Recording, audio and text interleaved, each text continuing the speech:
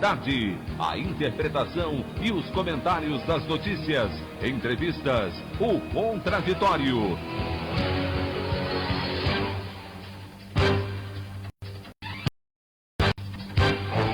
Tudo para aproximar você cada vez mais da realidade do Brasil e do mundo. Apresentação: Paulo Passarinho.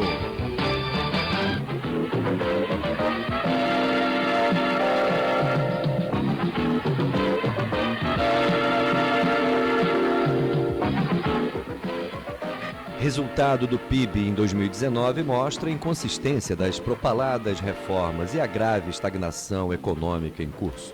Taxa de 1,1% é a menor em 3 anos. Bolsonaro mais uma vez usa de manobra diversionista, apresenta um palhaço como se fora o presidente e foge na saída do Palácio do Alvorada de qualquer explicação sobre os resultados pífios da economia. E Regina Duarte assume a Secretaria de Cultura e substitui boa parte dos dirigentes da área. Essas e outras notícias nessa quinta-feira, 5 de março do ano de 2020, do programa Faixa Livre.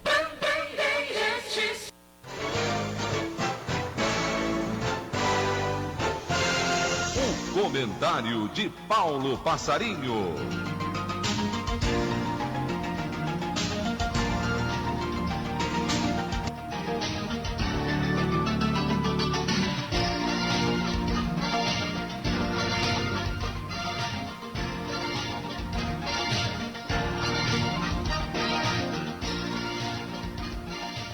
Bom dia, ouvintes.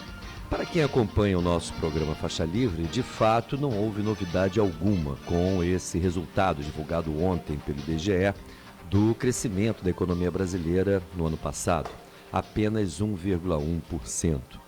Entretanto, ainda que esta tenha sido uma das justificativas apresentadas ou explicações apresentadas pelo senhor Paulo Guedes, a questão de que todos, na verdade, poderiam esperar isso, não é nenhuma novidade esse crescimento, o fato é que essa taxa frustrou todas as propagandas e informações que nos foram dadas ao longo do ano pelo próprio governo e principalmente por Paulo Guedes.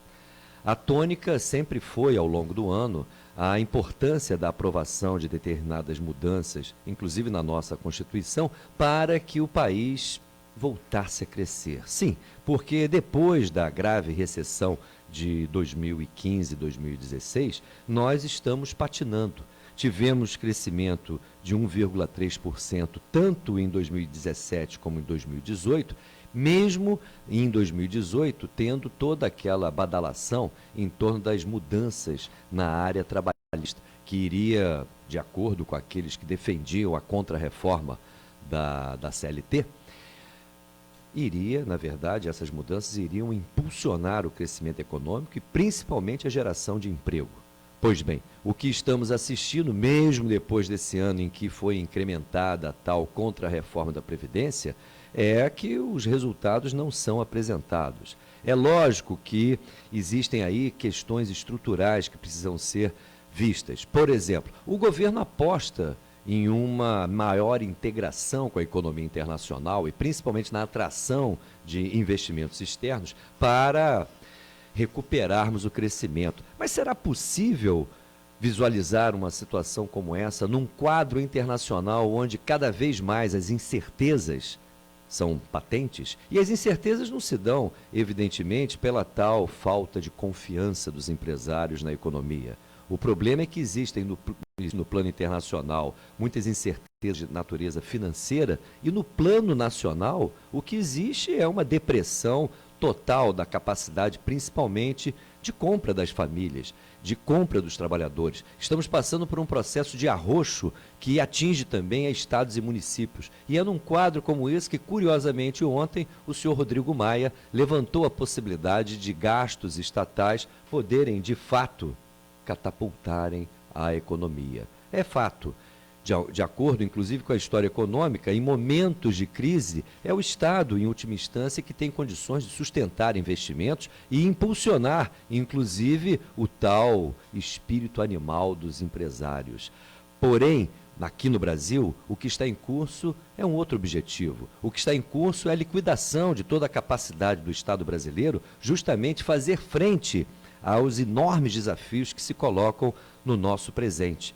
A política de venda de estatais, a política de flexibilização de regras que deveriam, inclusive, regular o movimento de capital, tudo isso faz com que a gente se entregue, na verdade, a um destino incerto. E é sobre isso que nós temos que refletir, ainda mais em um momento em que um presidente da República é useiro e vezeiro em desrespeitar o seu eleitorado e o povo brasileiro. O que assistimos ontem na porta do Palácio do Alvorada é realmente uma falta total de respeito com todos nós. E isso nos remete, inclusive, a essa trajetória de um político absolutamente polêmico como Bolsonaro, que nunca apresentou nenhum tipo de resultado mais efetivo como deputado federal, nos seus longos anos lá em Brasília, e que agora, na presidência, se pontifica justamente através de absolutamente polêmicas, que inclusive ferem o mínimo de um decoro presidencial que nós deveríamos exigir. Por isso, o Brasil encontra-se hoje doente. Nós precisamos reagir. O problema é quais são os instrumentos que temos para essa reação. Afinal de contas, estamos observando aí as oposições, de alguma maneira, completamente perdidas, e especialmente as oposições de esquerda. Nesse sentido, nós precisamos pensar muito bem sobre a nossa situação nacional. Afinal de contas, até quando iremos conviver com tantos absurdos na área política, na área social e na área comportamental, a começar por essa figura que ocupa hoje o Palácio do Planalto. Nós temos muita responsabilidade com esse nosso presente, porque disso vai depender, fundamentalmente, o que poderemos esperar de um futuro próximo. A opinião do Faixa Livre. Estamos apresentando Faixa Livre.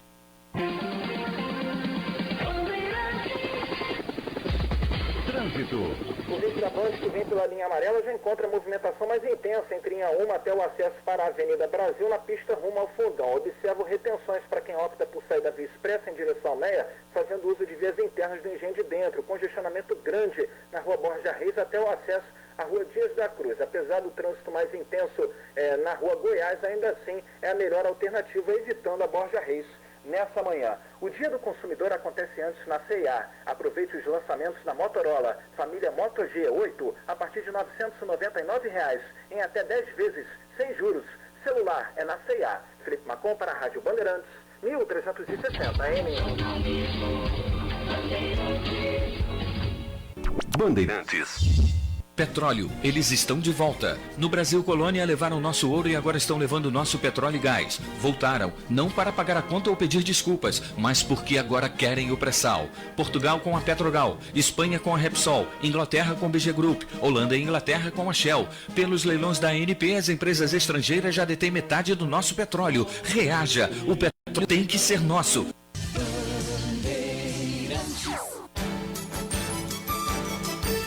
Voltamos a apresentar Faixa Livre. Estamos de volta, ouvintes, com o início da nossa edição dessa quinta-feira, 5 de março do ano de 2020, do programa Faixa Livre, que é uma produção da jornalista Celeste Sintra, auxiliada pela também jornalista Natália Moraes, e tendo no comando do áudio Peter, nesse período de férias do Francisco de Assis. Meu bom dia a todos, e o meu bom dia principalmente a vocês, ouvintes, que podem aqui participar através do telefone 25431360, nos enviando mensagens eletrônicas para o endereço ouvinte@programafaixalivre, tudo junto.com.br, ou ainda enviando as suas participações diretamente para a nossa página do Facebook, Programa Faixa Livre, onde também vocês podem nos acompanhar ao vivo e a cores na transmissão que realizamos diariamente, direto aqui do estúdio da Rádio Bandeirantes, no Rio de Janeiro. Dando início às nossas entrevistas, com muito prazer eu cumprimento Jean-Marc von der Weyde, especialista em agricultura, militante político, desde os tempos da UNE, da gloriosa UNE dos anos 60. E Jean-Marc está presente aqui no estúdio da Bandeirantes conosco. Jean-Marc, bom dia. Bom dia, Paulo, bom dia a todos. Muito obrigado por você atender o nosso convite e estar presente aqui no estúdio, porque o nosso momento político, eu estou perplexo, Jean-Marc, e gostaria que você, com a tua experiência, de alguma maneira procurasse traduzir o que você está entendendo do momento atual e, especialmente, procurar responder a seguinte questão: quais são as saídas que nós poderemos ter para essa situação inusitada que estamos passando? Porque não é somente uma crise econômica prolongada que estamos vivendo e que se reflete em desemprego, em um conjunto de problemas que explodem, inclusive, no âmbito do setor público, nos serviços que deveriam ser prestados à população e que praticamente todos estão em crise. Desde a questão do atendimento do INSS até pagamento de Bolsa Família, sem falar de coisas mais importantes. O país, por exemplo, agora está sujeito aí a todos esses efeitos do coronavírus e muita gente preocupada com a estrutura do SUS. Será que teremos condições de responder a contento às necessidades da população? Mas, além disso, nós temos um presidente que desrespeita constantemente a Constituição e as nossas consciências também. Ontem ele deu mais um show lá na frente do Palácio da Alvorada, com aquela ousadia de apresentar um palhaço como se fora o próprio presidente. Temos saída, Jean-Marc? Olha, as saídas não parecem muito, saídas entre aspas, quer dizer, não parecem muito alvissareiras, não, porque o caldo de cultura em que a gente está, como você descreveu do ponto de vista da economia, leva a um processo de desgaste, digamos assim, de degradação da existência da população, quer dizer, sobretudo da camada mais pobre, que está sendo suportada com uma inacreditável paciência, mas que, com o tempo, isso vai gerando um processo que pode explodir a qualquer momento. Né? Você perde digamos, as pessoas passam a reagir, quer dizer, à sua situação de degradação de uma forma mais agressiva. Se elas não têm um canal de expressão política viável, isso ocorre de uma forma caótica. Né? Quer dizer, e com um sistema em que o presidente faz o possível e o impossível para demolir todas as instituições democráticas, quer dizer, todos os processos de representação, os processos, inclusive, de gestão, enfraquecer a federação, enfraquecer os governos estaduais, entendeu? Gerando uma instabilidade, em particular, criando o que eu estou chamando já de algum tempo para cá, o seguinte: o Bolsonaro está criando a sua SA. A SA, para quem não se lembra, era... Não é a Sociedade Anônima. Não é a Sociedade Anônima, que era a tropa de choque do Partido Nazista.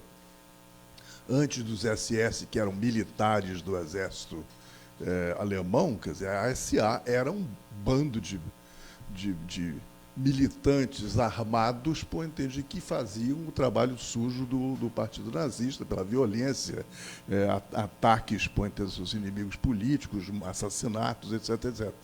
O Bolsonaro está montando uma coisa semelhante através da completa dissolução da hierarquia das forças policiais. Ele age diretamente ou indiretamente através dos seus comandados, junto a essa base militar que ele cultivou o tempo todo, os policiais, e que atualmente estão estimulados a fazer motins. Fizeram um motim, razoavelmente bem sucedido, no Ceará, quer dizer, ainda receberam um estímulo do representante do governo federal, da Força de Segurança Nacional, dizendo que os amotinados eram os heróis que tinham feito uma excelente campanha, etc. e tal, e cumprimentando-os. Se refere a um diretor da Força Nacional de Segurança. Exatamente. Né? O Sérgio Moro também deu um mole para ele. O Sérgio Moro é inacreditável. O sujeito que chega num lugar em que estão matando dezenas de pessoas, você tem um motim da polícia, que em si já é um problema gravíssimo, ele desembarca, dá um voozinho por cima da cidade e diz assim: não vi nenhum problema de desordem. A desordem está nos quartéis, em primeiro lugar. Então, eu acho que está essa montagem dessa força parapolicial, quer dizer, que ainda tem uma relação com milícia, é uma das coisas mais graves que você vai estar enfrentando. Porque me espanta muito que as Forças Armadas Nacionais, quer dizer, o Exército, Marinha Aeronáutica estejam quietinhas por diante desse quadro, porque isso aí é a coisa mais assustadora para qualquer Força Armada, é quebra de hierarquia. Lembremos que o pontapé final do golpe de 64 foi um momento de quebra de hierarquia. Foi quando os militares se sentiram assustados e se unificaram a oficialidade, entende, para virar a mesa e dar o golpe. Tinha 500 mil outras razões, sem dúvida, mas eu diria que a última gota foi essa. Né? A gota d'água foi essa. Atualmente você vê um Bolsonaro e a sua turma fazendo esses arraso, entende, na hierarquia militar das polícias, quer dizer, facilitando um processo praticamente insurrecional, quer dizer, não tem mais oficialidade, entende, representando, inclusive, esses quadros, quer dizer, na verdade, é um processo praticamente de lideranças eleitas que vão representar e que não tem nada a ver com o sujeito ser sargento, tenente ou coronel. Tem a ver com outra coisa, tem a ver com o fato de que ele está respondendo àquela base. Então, eu acho que isso é extremamente perigoso. Então, o quadro de instabilidade que pode vir, por um lado, por uma reação mais caótica, digamos assim, de exasperação da população que está sofrendo muito, por outro lado, com uma força policial completamente desgovernada e umas forças armadas que você não sabe muito bem, essa altura do campeonato, que papel elas estão jogando. Entendeu? Durante o tempo se achava que os generais, oficiais superiores iam moderar o poder de Bolsonaro, não estão moderando nada. Esse efeito não existe. Então, acho que, por outro lado, quer dizer, e aí é o mais complicado, é o seguinte, eu diria, a oposição, não só a esquerda, mas eu diria a posição de centro, quer dizer, não caiu a ficha do grau de problemas que nós estamos enfrentando. Inclusive, eu recebo mensagens de diferentes fontes, quer dizer, uma certa eu diria, ilusão, assim, que o Bolsonaro está caindo sozinho, está caindo pelos seus próprios erros, quer dizer, que ele está nas cordas, que ele está dizendo assim, eu acho que tudo isso é uma bobagem, ele está fazendo o seu processo de degradação institucional, o carro, ele recua aqui, avança ali, mas faz parte do jogo dele.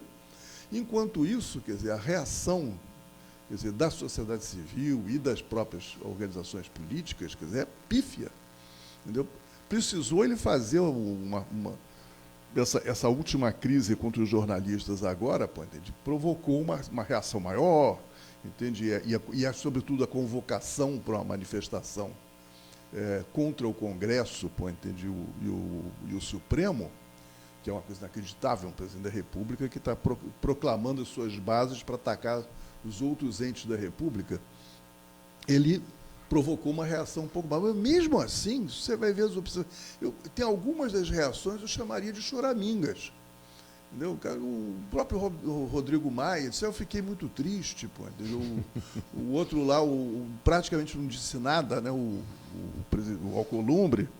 Entende? Você teve algumas outras reações, a sociedade civil reagiu um pouco mais, não sei o quê.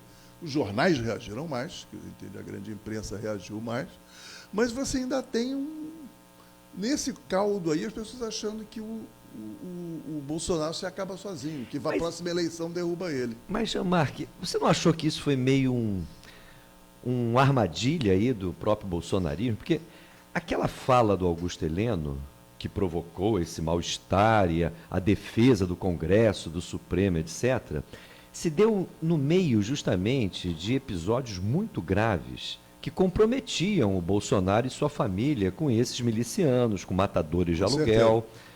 Tinha ocorrido justamente a execução daquele capitão Adriano, ex-capitão do BOPE, de forma suspeitíssima, lá na Bahia, pela PM baiana, assessoria da polícia do Rio de Janeiro.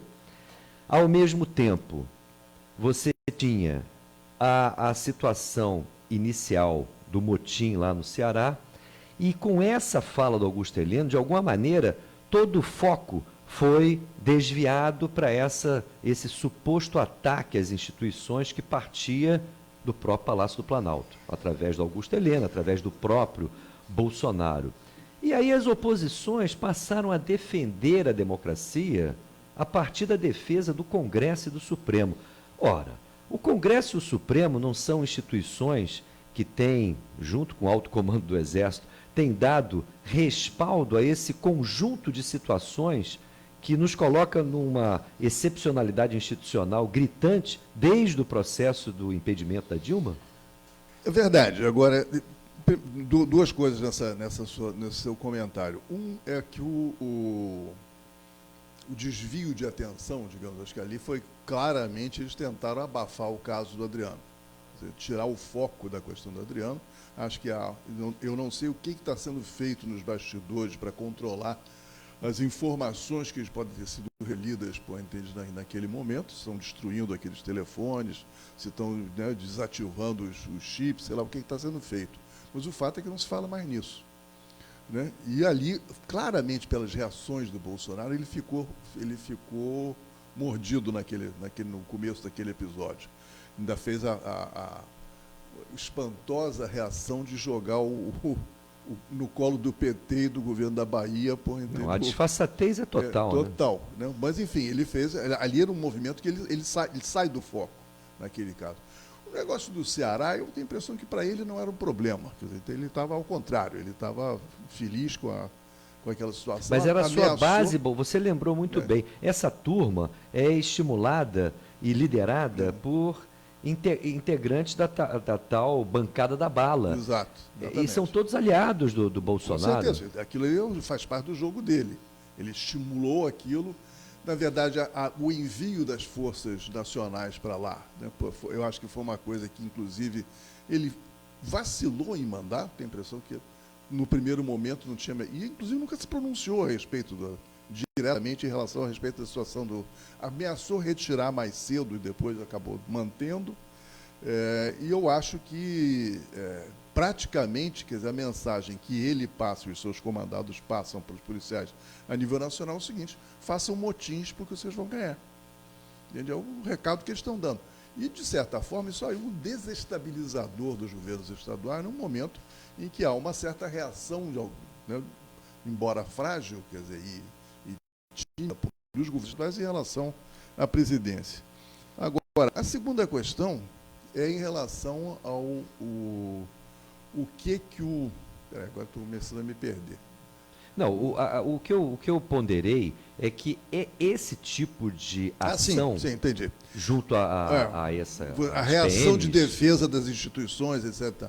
Olha, eu acho, não tenha dúvida, de que tanto o Congresso como o Supremo estão longe de ser, digamos, um centro de virtudes, muito pelo contrário, quer dizer, eles tiveram uma participação bastante criticável desses episódios recentes da política nacional. Apesar disso, eu acho que a defesa dessas instituições é uma coisa que se impõe, entende, como parte do enfrentamento contra a maré golpista que o Bolsonaro está fazendo. Então, o Bolsonaro, ao degradar e tentar se impor em relação a todos os outros lugares, ele está eliminando mesmo as resistências dos setores que eram os, digamos assim, menos perigosos para ele, né? Afinal de contas, o Supremo colaborou com ele em várias coisas, se não no todo, em parte, quer dizer, e o Congresso idem. Agora, ele, nesse momento, ele está partindo para reduzir essas coisas a pó de traque. Então, a necessidade de se manter esse espaço faz parte da própria defesa da democracia. Voltando à questão que eu tinha começado a tocar, é o seguinte: a questão de como é que a esquerda está se comportando, a esquerda, a oposição em geral, tal. E eu acho que essa aposta, na verdade, o que está ocorrendo fundamentalmente é uma aposta de que nós vamos ganhar as próximas eleições. Vamos tolerar, engolir o Bolsonaro até 22, e isso, tanto Lula como o Fernando Henrique afirmaram essa coisa: não podemos abusar do instrumento do impeachment, temos que respeitar a vontade do povo, que elegeu, que não sei o quê, que tá. Então, estão apostando o seguinte: ele vai se desgastar até 2022, entendi, e nós aí, cada um acha que o seu ele no seu apoio popular, se lembra assim? Através de pesquisas. Através de pesquisas, quer dizer, que é notável. Ele chegou a ter uma certa caída o ano passado, chegou a 29, voltou aos 33 e está nos 33. Quer dizer, ele até agora, aquilo ali é uma base pétrea, praticamente. Quer dizer, por diferentes componentes da sociedade que estão fidelizados a essa altura. Não adianta. Toda a desmoralização pela qual ele pode passar, pela imprensa, né, e enfim, os ataques, entende, que ele recebe de tudo quanto é lado, entende, nas mídias sociais, etc., para esse público, não pega. Então, ele está no segundo turno da próxima eleição. Estará no segundo turno da próxima eleição. Mas talvez as oposições apostem que esses 70% garantiriam a vitória num segundo turno para um candidato de oposição ao Bolsonaro. O problema é outro. O problema é que as condições do país vão se degradando de maneira isso é que eu estou achando. espetacular. Eu acho que até lá, possivelmente, nós teremos uma ameaça de caos. Situação caótica, que é exatamente isso. Se você não tem canal de expressão política, nem social, reivindicatória ou política, você não está tendo canais de expressão, porque as forças da sociedade civil estão profundamente desorganizadas, o movimento sindical está paralisado praticamente. Então, você tem uma situação que, quando essas manifestações se derem, muito provavelmente elas vão se dar de forma explosiva. E aí, quem é que vai controlar? Essa polícia miliciana que a gente está tendo, quem é que vai botar controle nisso? Aí você parte para uma situação de enfrentamentos, de violência, que aí é tudo que o Bolsonaro quer. Isso, situação de caos e onde tem arma, onde quem tem arma acaba tendo... Prevalece. Não, e mais que isso, ele está espalhando arma, ele não só está montando a sua SA, quer dizer, entende, com a base de polícias e milícias, como tem todo esse ambiente dos CACs, né, como é que chama isso? Os colecionadores, atiradores e caçadores. Isso. Que eles abriu uma possibilidade, esse pessoal está se armando com equipamento pesado. Se articulam justamente em torno desses clubes de tiros e centros de treinamento dos próprios PMs e de quadros das Forças Armadas. Já estão em 300 mil, pô. É gente para burro, mais que o exército. Afora tem um segmento aí que não é computado, que são os integrantes dessas empresas de segurança privada. Que isso é misturado com polícia, é misturado com milícia. Não, em empresas, essas empresas que prestam serviço a bancos, por exemplo, tem alguns com 100 mil homens armados, algumas dessas empresas, as maiores empresas que dominam esse mercado. Então, tudo isso aí é não só caldo de cultura, como base orgânica desse bolsonarismo. Você chamou a atenção que, em 64, por exemplo, os comandos militares, de alguma maneira, optaram pelo golpe quando houve claramente a sensibilidade de que havia um risco na quebra da hierarquia. Atualmente, você acha que esses atuais comandantes militares não se incomodam com isso? Essa é a primeira pergunta. Aparentemente não, porque eles estão dentro do governo que tem essa prática e você não vê nenhuma reação.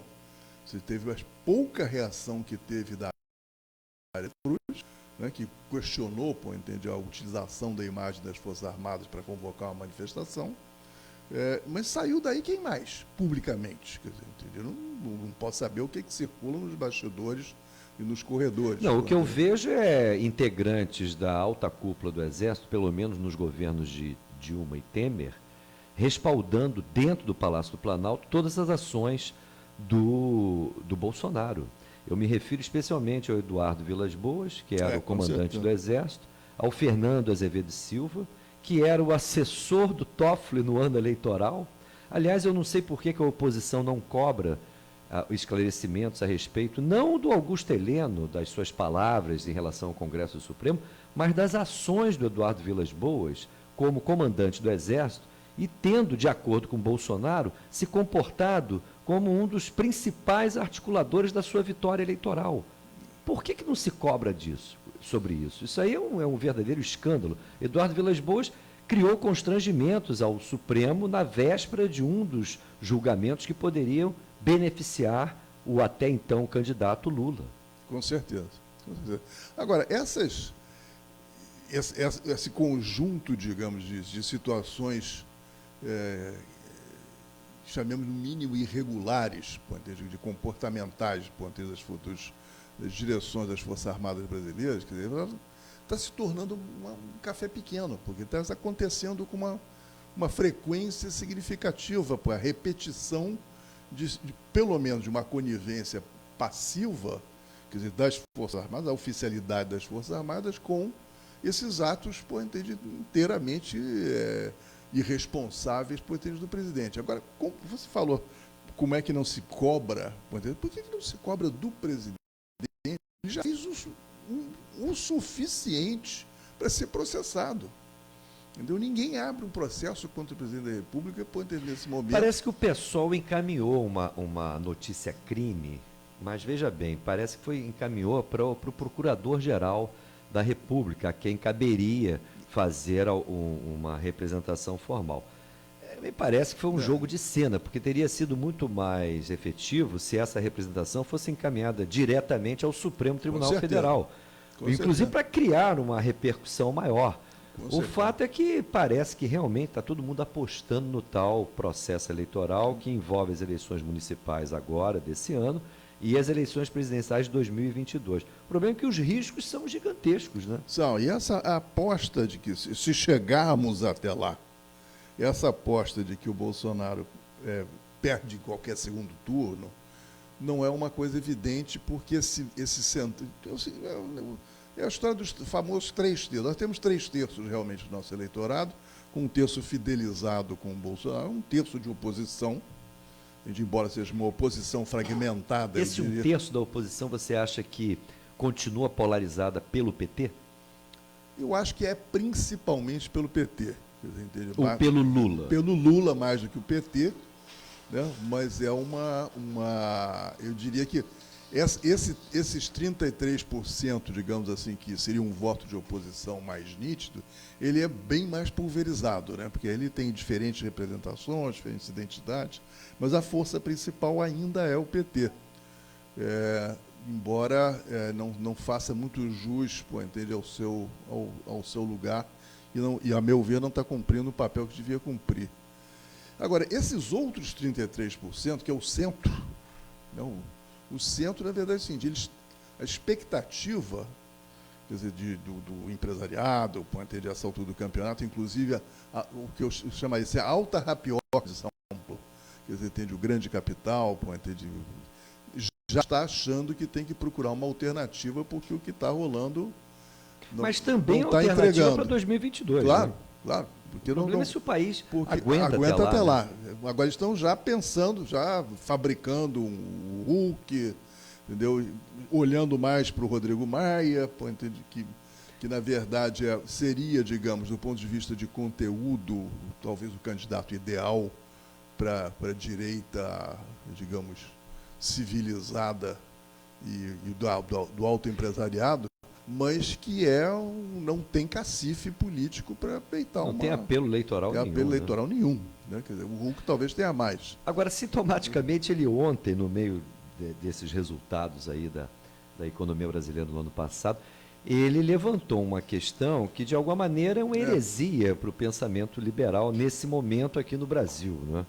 Porque ele falou, olha, não dá para contar apenas com investimento privado, é necessário o gasto público. Só que o gasto público está condenado, né? Essa altura do campeonato, gasto público de quê? Não sobrou nada.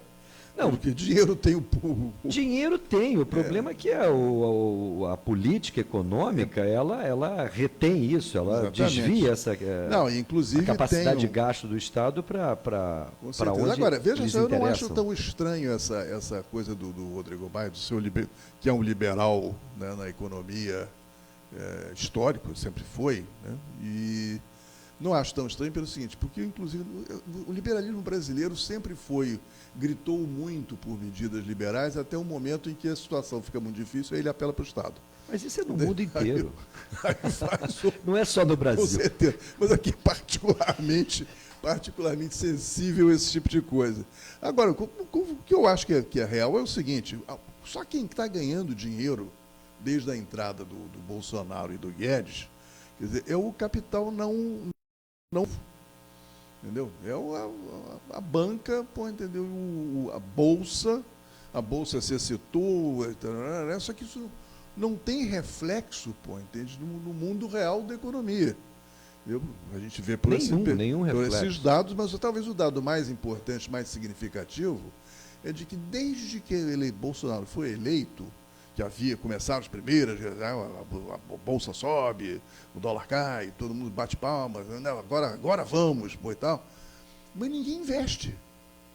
Ninguém investe, entendeu? O nível de investimento no Brasil é ridículo. É ridículo. O investimento aumentou o ano passado 1%. Entendeu? Então, e ainda assim foi 1% porque houve uma recuperação pequena, mas importante, porque eram 5 anos de desinvestimento na parte de construções, na construção civil, e houve uma recuperação de 3% na construção civil. Isso segurou um pouco, entende, o investimento em geral, entende, que estava reduzido, saiu por em torno de 1%, 1,1%. Então, ou seja, o grande capital praticamente está derretendo, entendeu? Ninguém investe, está jogando dinheiro em outro lugar. E os grandes indicadores macroeconômicos estão piorando sensivelmente. As reservas estão caindo com um ritmo inacreditável. Esse começo de ano agora já foram 30 e tantos bilhões de dólares, voaram. 10% das reservas. Das nossas reservas. O ano passado já tinha rolado outro tanto. Quer dizer, nesse ritmo, as reservas desaparecerão em 1 ano ou 2. Entendi? A outra coisa é que a balança comercial brasileira está enxugando. A gente já está derretendo também. Quer dizer, e a tendência a ficar pior, porque nós estamos tão dependentes, da China em relação a às nossas exportações, sobretudo minério e produtos agrícolas, que a retração da economia chinesa vai ser um golpe mortal para a gente.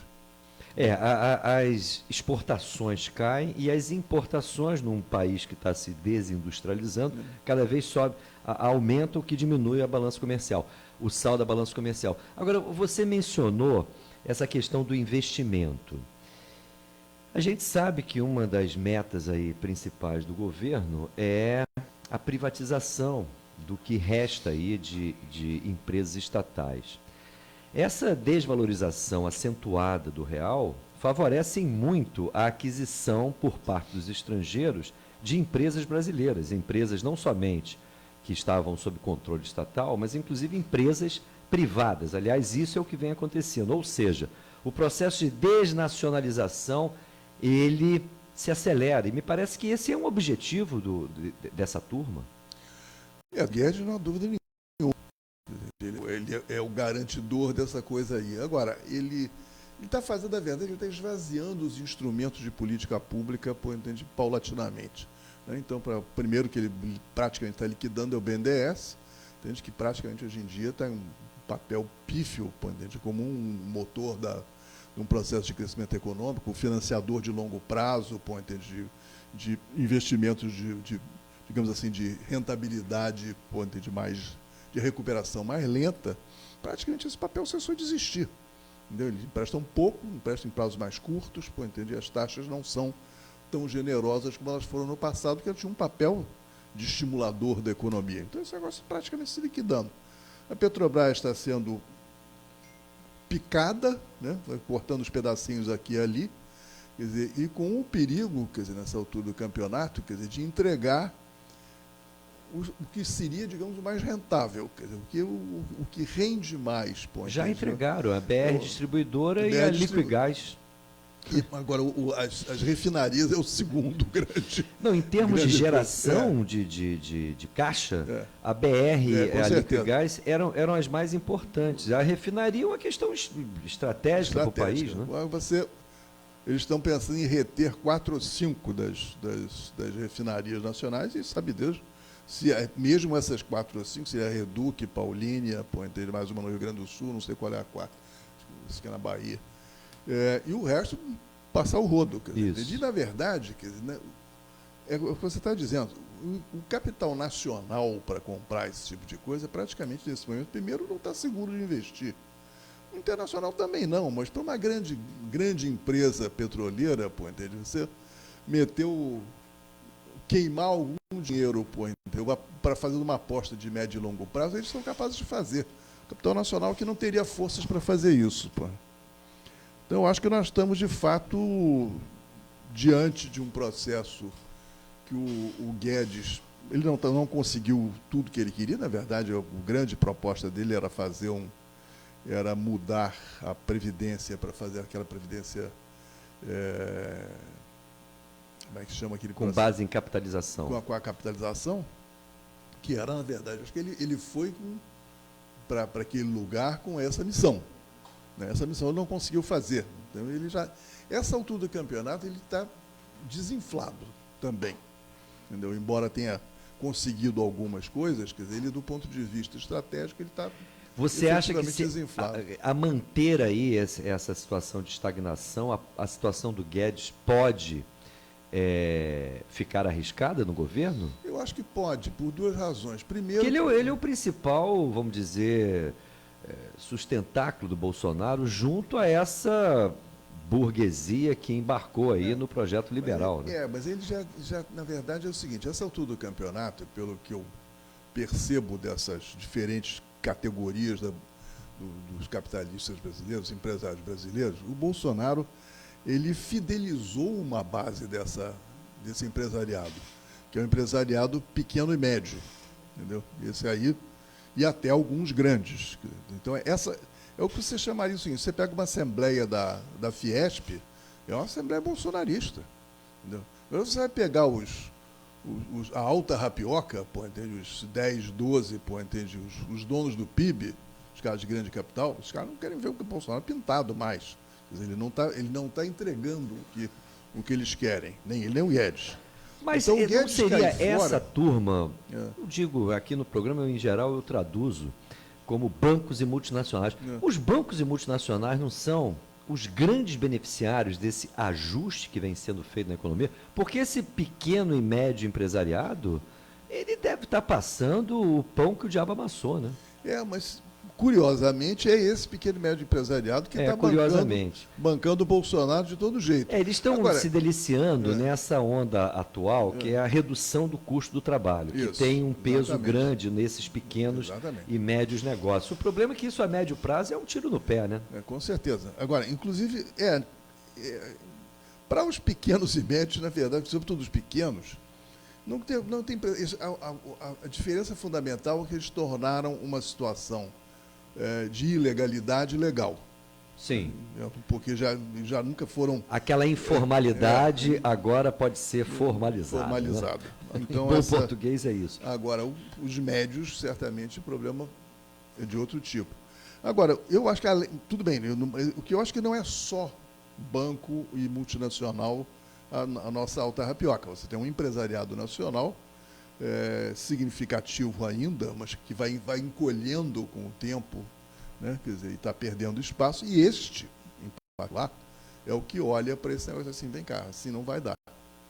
Assim não vai dar. Na verdade, com esse quadro econômico, tal como ele está, quer dizer, entende, com o consumo afundando, entende, com investimento zero, entende, com, enfim, degradação do serviço público, com o Estado não investindo, etc. e tal, você começa a ter uma margem muito restrita de operação, entende, para os grandes capitalistas brasileiros. Esse pessoal está procurando isso para rifar. Uma alternativa. Para rifar o Guedes não é difícil. A segunda coisa difícil para o Guedes é o seguinte: se o Bolsonaro sente que ele vai lá para uma reunião da Fiesp e sai aplaudido, ele começa a se perguntar se ele precisa do Guedes. Entendeu? Porque ele não tem lá muitas afinidades, entende, com o pensamento. Bom, o pensamento, em geral, ele não tem afinidade.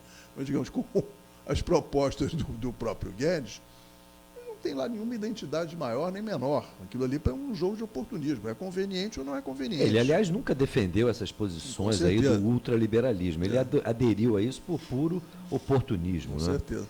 Agora, voltando a olhar a oposição que seria de esquerda, frente aí a toda essa confusão, inclusive gerada pelas declarações do general Augusto Heleno, ofensivas ao Congresso, foi aberto aí um processo onde a oposição parece que quer voltar a botar o bloco na rua. Eu vou te perguntar isso porque você tem experiências de manifestações de massa. O Jean-Marc, para quem não sabe, era uma das lideranças estudantis daquele final dos anos 60, onde principalmente em 1968, o movimento estudantil tomou conta das ruas, especialmente aqui no Rio de Janeiro. Não somente, mas aqui no Rio de Janeiro foi um palco importante da resistência. Eu observo que, a partir daquilo, houve, então, movimentações em defesa do Congresso, do Supremo, e aí nós temos um calendário que eu fico impressionado, porque essa oposição de esquerda, me parece, anda muito devagar, né? Com pouca capacidade de mobilização. E aí, o que a gente tem agora pela frente? 3 manifestações. Quatro. Qual é Pelo a quarta? seguinte, Eu já perdi uma. a quarta é que as esquerdas aqui no Rio de Janeiro conseguiram essa proeza de transferir o dia 8 de março, Dia Internacional da Mulher, a sua comemoração, para o dia 9. Então, nós teremos uma comemoração aqui no Rio, está sendo convocado, para o dia 9, às 18 horas, lá na Candelária. Só que, evidentemente, no dia 8, haverá no Brasil inteiro manifestações do Dia Internacional da Mulher, inclusive aqui no Rio de Janeiro. Eu já vi convocações, é lógico que são de grupos diferentes, convocação para o Dia Internacional da Mulher na praia de Copacabana, na Avenida Atlântica, que é um domingo.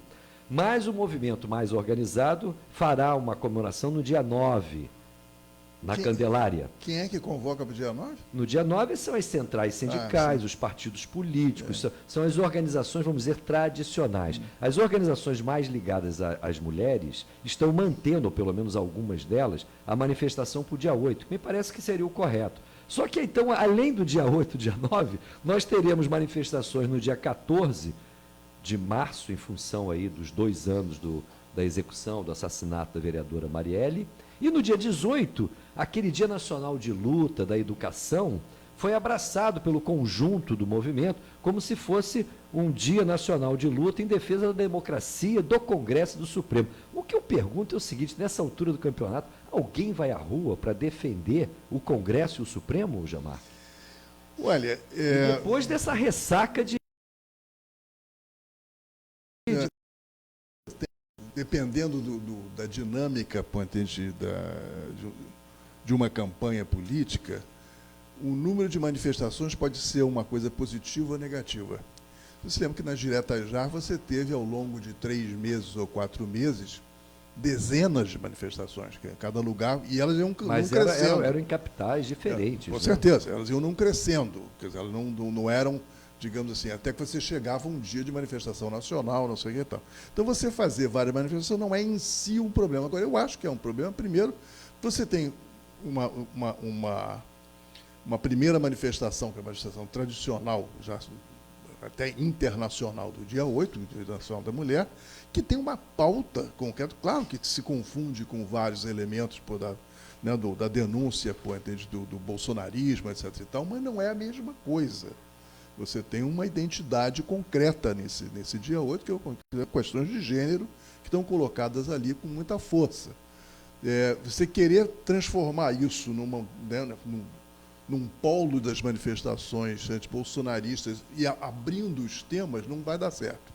Entendi? Acho que os temas são os temas que as mulheres escolherem ou escolheram. Entendi? Acho que todos mais, temos que apoiar isso aí, sem tentar transfigurar essa manifestação em outra coisa. Segundo, que acho que ela pode ser uma manifestação importantíssima. Acho que aquela que teve na época da eleição, embora acho que tenha sido um tiro no pé, porque do ele não, foi espetacular. Espetacular. Agora, eleitoralmente não deu certo, mas do ponto de vista de manifestação identitária, ela foi extremamente importante, para além até do processo eleitoral. Agora, a outra manifestação do Dia da Marielle, quer dizer, já é uma coisa mais complicada, porque, embora seja importante fazer, entre uma e outra, as manifestações são muito próximas, embora sobre temas diferentes, quer dizer, quem é que está organizando isso? Quer dizer, as forças que estão chamando essas diferentes organizações, sobretudo essas mais tradicionais, aquelas 2 grandes confederações. A Frente Brasil Popular e a Frente Povo Sem Medo. Povo Sem Medo. Essas duas grandes frentes são 2 grandes frentes com baixíssima capacidade de mobilização no momento. Então, quer dizer, você puxar a manifestação centrada nestas organizações, é pedir um desastre. Mas acho que nós estamos precisando, nessa altura do campeonato, é uma mobilização que comece, quer dizer, com organizações da sociedade civil capazes de passarem por cima, quer dizer, suplantarem, quer dizer, e dissolverem, quer dizer, o partidarismo. Você tem que ter uma coisa suprapartidária e até apartidária.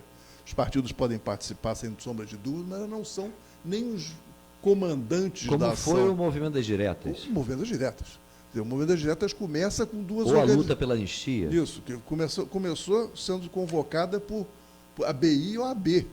Entendeu? E aí o resto vai aderindo. Quer dizer, aí no fim eu participei do comitê de coordenação da campanha aqui no Rio de Janeiro, uns 30, 40 organizações, desde aquela altura, e cada estado, cada cidade tinha um. Era forças da sociedade civil, partidos, tudo bem, etc., mas era fundamentalmente uma grande mobilização da sociedade civil. Quer dizer, isso nós não temos ainda. A BI lançou um documento interessante recentemente, mas ela não está se propondo, não é evidente que você tenha um processo articulador dessas grandes forças políticas. Poderiam ser até, quer dizer, se fossem grandes personalidades políticas. O problema é que nós estamos com uma certa falta daqueles personagens que você podia, que eu chamo assim, as pessoas que estão acima do bem e do mal. Né? Quer dizer, que seriam assim, super lideranças, que eram capazes de unificar por diferentes coisas. Os elementos de grande liderança, o Lula não é um unificador nesse momento, embora ele seja um habilidoso. Mas ele, sobretudo, está me surpreendendo o seguinte, parece a nossa discussão. Eu estou enganado, a minha sensação é que o Lula tinha mais audiência preso do que o solto. Parece que tinha mais audiência preso. Aliás, o Cid Benjamin, jornalista, usou aqui uma expressão muito interessante. Ele disse que esse processo todo se assemelha àquela situação onde um cachorro sai correndo atrás de um carro quando ele está passando. Sim. E ele late, que seria a situação do Lula preso. Uma vez o carro parando, o cachorro fica sem saber o que fazer. Parece que é a situação do Lula solto agora nesse momento. Eu ontem mesmo comentei aqui que o Ciro Gomes foi muito criticado porque no segundo turno se mandou lá para Paris. Mas agora, no meio dessa crise, onde o bolsonarismo ficou completamente vulnerável, o Lula também foi para Paris, né? Ou seja, as nossas lideranças parece que gostam mais de Paris do que do Brasil. Especialmente nos momentos onde essas lideranças, ou a posição dessas lideranças, seria muito importante questionar a ordem. Até para você polarizar o processo político de uma forma mais construtiva. Agora, eu recentemente recebi uma roda de pancadas aí numa rede que eu participo, porque eu fiz um comentário curto, dizendo assim, olha, circularam lá as imagens do Lula fazendo seu discurso lá em Paris, eu cheguei assim, olha, eu acho que é ótimo para ele, não acrescenta nada na nossa situação aqui. Aí o povo do PT ficou enfurecido. Isso é absurdo, não sei o que e tal, porque é importantíssima a questão internacional, apoio, solidariedade. Aí eu fui obrigado a dizer o seguinte, olha, eu passei 10 anos da minha vida exilado, em Paris, montei uma frente internacional de solidariedade com a luta política do povo brasileiro, de denúncia da ditadura, com os comitês de anistia que são organizados. Participei da organização desses comitês, fui coordenador dos comitês de anistia no final do período do exílio. Dou maior importância da solidariedade internacional. Agora tem o seguinte, eu não podia estar aqui lutando. Eu estava banido do Brasil, se eu botasse o pé aqui, era morto. Então não tinha a menor possibilidade de estar aqui. Então eu estava fazendo o melhor possível do ponto de vista de contribuir com a luta do povo brasileiro, estando fora do Brasil. Agora o Lula tem opções. Ele pode vir para cá, ele pode. E mais, quer dizer, ele tem um capital político ainda muito forte. Quer dizer, e ele é um hábil articulador político, quando quer. Quer dizer, ele simplesmente, eu não estou vendo ele fazer isso. Ele está fazendo isso tão secretamente que até agora ninguém está tomando conhecimento. Mas acho que a necessidade, voltando à questão básica, a necessidade de você ter elementos de articulação política que sejam capazes de chegar a essa grande base com potencial de mobilização, mas que não está mais nesse momento, dentro dessas estruturas de representação mais clássicas, dos sindicatos, não sei o que tal. Eu acho que foi, por exemplo, daquela grande manifestação do ano passado, a única que a oposição conseguiu fazer de grande porte, que foi em relação à questão universitária, à questão estudantil, eram os chamados coletivos, que foram se formando por Zap, pelo Brasil afora, e foram capazes de fazer uma super manifestação. E a base ali era principalmente o setor da educação. Exatamente. Né? Que eu acho que vai botar o bloco na rua dia 18, não há dúvida. Com certeza, eu acho que vai ter condição de fazer isso. Agora, não existe essa articulação mais geral. Nesse sentido, eu te pergunto, De alguma maneira, esse tal projeto Só liberal... terminar uma outra coisinha. Pois não. Tinha mais uma manifestação que essa altura parece que foi esquecida. A Gleisi marcou uma manifestação, se não me engano, para o próprio dia 15. Em algum momento ela fez uma declaração que eu lembro que eu escrevi depois disso. A última coisa que a gente precisa agora são os partidos começarem a chamar cada um a sua manifestação. Mas aquilo não ganhou. Não ganhou. Realmente eu vi foi uma bobagem. A ideia, inclusive, de se, no dia 15, as pessoas vestirem roupas de cor preta, não é isso? Não me lembro o que igual era. A situação do Collor lá em 92. Pode ser. A grande questão que eu me pergunto é a seguinte: me parece que esse modelo liberal, que foi inaugurado no Brasil nos anos 90, na prática, ganhou corações e mentes, inclusive de segmentos da chamada esquerda, a esquerda que eu digo hoje em dia, a esquerda realmente existente. A esquerda realmente existente embarcou no projeto liberal, ao seu modo. Os 13 anos do governo do PT mostraram isso. Ontem eu assisti uma entrevista do governador do Ceará, ele claramente batendo na tecla da importância da reforma da Previdência, da austeridade fiscal. São ideias-força do liberalismo. Isso mostra muito bem onde a nossa esquerda está. Eu levanto essa questão pelo seguinte: o que prejudica hoje uma ofensiva geral contra o Bolsonaro não é justamente o fato da maior parte do mundo político estar absolutamente de acordo com as linhas gerais desse projeto liberal, inclusive segmentos de esquerda, e no campo de uma oposição que aparentemente não embarca no liberalismo, a divisão é patente. Uma mostra disso é como hoje em dia se dá as relações entre o Lula e o Ciro Gomes. E aí eu te pergunto, nesse episódio do Ceará, a turma lá do Ceará, que é composta tanto pelos Ferreira Gomes, o Cid e o Ciro, como também pelo governador, que é do PT, essa turma não ficou totalmente isolada? Teria que conhecer melhor a situação eles do resistiram Ceará. sozinhos, Jamarque. Na verdade, o Lula foi para Paris. Os outros, eu não vi nenhuma liderança expressiva se posicionando de maneira incisiva contra a balbúrdia promovida pelo bolsonarismo. Não, e mais, quer dizer, acho que a solidariedade ao Ciro foi inexistente. O Ciro não, o Cid. O Cid leva 2 tiros. Ao contrário, houve críticas. Estovado, coronel, não sei o quê, tereré. É realmente espantoso. De fato, acho que simplesmente acho que não houve a reação de suporte que merecia, por mais que se pudesse discordar da maneira como ele fez, quer dizer, merecia um apoio muito significativo à agressão que ele sofreu. Ali seria uma tremenda oportunidade, não só para uma unidade dos setores oposicionistas, mas principalmente por uma ofensiva contra o bolsonarismo. O bolsonarismo ali ficou com a cara à tapa. Com certeza. E ninguém aproveitou. Ninguém aproveitou, porque inclusive você tem essa... Agora, a ideia da identidade liberal, digamos assim, eu acho que eu diria o seguinte, o pensamento da esquerda, praticamente, do ponto de vista de modelo econômico, modelo de desenvolvimento, parou completamente no tempo, não consegue se reestruturar, não consegue pensar a realidade. Então, você tem algumas adesões, eu acho que, sobretudo, os administradores. Não é uma adesão, aí eu vou discordar de você no seguinte, eu não acho que seja uma adesão consciente, digamos, e formulada aos princípios do liberalismo. Eu acho que é uma rendição oportunista, digamos assim, frente às circunstâncias.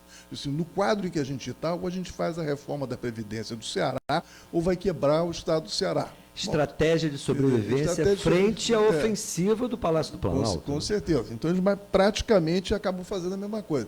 Quando houve o debate da Previdência, uma coisa que eu quando a oposição se manifestou contra, eu diria uma coisa interessante. Frequentemente, inclusive, até com assessoria de especialistas da questão da Previdência de alto gabarito, os antigos funcionários do INSS, pessoal aposentado, então, associações que têm gente muito boa, e fizeram críticas profundas, quer dizer, e significativas ao modelo que estava sendo proposto. Mas não propuseram nada. Não tinha proposta. Era simplesmente assim, não, isso aqui a gente não quer. Então, não precisa de nenhuma reforma da Previdência, quer dizer, entende? Ou precisaria uma outra reforma da Previdência. E nós estamos com o mesmo problema nessas outras reformas que estão sendo propostas agora. quer dizer, entende? A tributária e a administrativa. Entendeu? Não, o acanhamento da esquerda frente às questões relativas à economia e à organização do Estado é realmente uma vergonha. Não, porque, sobretudo, é aquele negócio que acho que você citou bem, quer dizer, quando a esquerda vai para o governo, entendi, em 2002, quer dizer, ela se molda as regras do jogo que estava ali e não força minimamente, quer dizer, alguma mudança de conteúdo mais significativo. Quer dizer, então ela fica dentro. Muito mal comparando, quer dizer, eu vivi do Chile no tempo do Allende. O Allende era um sujeito profundamente legalista, se elegeu num processo normal e viveu aplicando as regras. Só que ele esticava as regras até o limite. Entendeu? Apesar de ter um combate feroz da Corte Suprema contra ele, do Congresso contra ele, ele forçou... Não, ele tinha um programa de reformas radicais. De reformas que ele forçou e levou para diante com o apoio popular. Quer dizer, aqui a gente nem tentou. Quer dizer, quando você pensa que o Lula teve na mão dele, na caneta em que ele podia ter, por uma medida absolutamente administrativa, mudado o nível de radicalidade da reforma agrária, e ele não fez. Os índices de produtividade dos anos 70 ou 80 que estavam vigorando e continuam a vigorar. Eu acho que é de início de 80, né? Eu acho que é mais ou final de 70, é uma vergonha. Agora, o Jean-Marc, infelizmente eu tenho outras entrevistas, mas eu quero que você responda aqui uma questão levantada por um dos nossos ouvintes, o Gabriel de Braz de Pina. Ele primeiro nos dá bom dia, Gabriel, e pergunta o seguinte: Jean, o que você acha do governo junto com a grande mídia e as igrejas quando eles conseguem limar o comportamento e o modo de pensar da sociedade?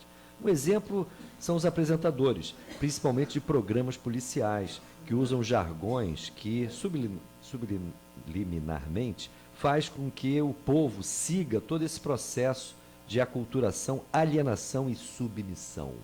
Ou seja, me parece que ele está chamando a atenção aqui dessa relação entre o governo e a mídia dominante, né? E os tais pastores, né? O Gabriel, obrigado pela pergunta. Eu diria o seguinte: eu acho que a grande mídia, digamos assim, jornal, televisão, etc. e tal, você tem uma certa pluralidade de posições e de posturas, quer dizer, que permite, mal que bem, que um debate exista, né? Desigual, tem interesses por trás disso e daquilo, mas a oportunidade existe de uma forma ou de outra. Você tem nas mídias sociais também, isso pode acontecer. Agora você tem nas igrejas, em particular, quer dizer, naquelas igrejas pentecostais, quer dizer, você tem um processo muito mais enquadrador, quer dizer, entende, do modo de pensar e do modo de agir, quer dizer, e com uma forte liderança política, quer dizer, tornou-se uma expressão política. Até alguns anos atrás, você não estava se preocupando em saber qual era a posição política dos pastores, entende? Até uns 10 anos atrás, 15 anos atrás. De repente, passa a ser uma questão decisiva nos processos políticos eleitorais e outros. Então, você tem, de fato, tem um enquadramento aí, algumas coisas meio apavorantes. Outro dia, eu recebi um vídeo de uma assembleia de jovens da IURD, que era Igreja Universal Reino de Deus. Igreja Universal Reino de Deus, que é um negócio assustador, cara. Você tem uma imensa plateia, devia ter talvez umas mil e poucas pessoas, garotada, tem de todos quase como um uniforme, pulando, entende? Ao mesmo tempo, gritando, soldados de Jesus, túnica soldados branca, de Jesus. Não é isso? Uma túnica. E eu olhei assim, gente, mas era um embrigadamento, quer dizer, isso já tinha acontecido no passado, houve até uma certa denúncia, de que eles estavam organizando uma espécie de tropa de choque. Caras, inclusive, treinando, entende? Paramilitarmente, entende? Isso é um perigo enorme. De repente, daí para você começar a agredir Umbanda, entende? Outras religiões que eles consideram demoníacas, entende? É um passo. Então, você tem, de fato, esse problema. Agora, tudo isso, quer dizer, eu só posso dizer para você o seguinte, meu comentário para você assim, estou horrorizado, entende? Porque nós estamos, de fato, diante de um processo de... lavagem cerebral é demais, mas há uma formação, quer dizer, de uma maneira de pensar e de agir que tem favorecido muito o bolsonarismo, quer dizer, porque é botar para cima o que talvez é de pior. A fragilidade do bolsonarismo em relação às igrejas está, sobretudo, num aspecto que eles não estão conseguindo lidar. Eu sinto que é o aspecto da violência armada, digamos assim. A bancada da bala não é a bancada da Bíblia. Embora tenha, eventualmente, um ou outro dos Bíblias que são a favor da bala, em princípio não são. Então você tem uma certa tensão aí, mas nada que tivesse incomodado até agora o príncipe reinante. Pô. Jamarque, muito obrigado por essa agradeço, entrevista e essa conversa aqui sobre esse momento tão grave que a gente está vivendo. O nosso esforço aqui é de alguma maneira, procurar visualizar aí alternativas, né? E nesse sentido você nos ajuda a pensar. Muito obrigado. Eu que agradeço. Ouvinte, nós vamos agora víssimo intervalo. Voltaremos em seguida com a continuidade dessa edição do nosso programa Faixa Livre. Já já estaremos de volta. Estamos apresentando Faixa Livre.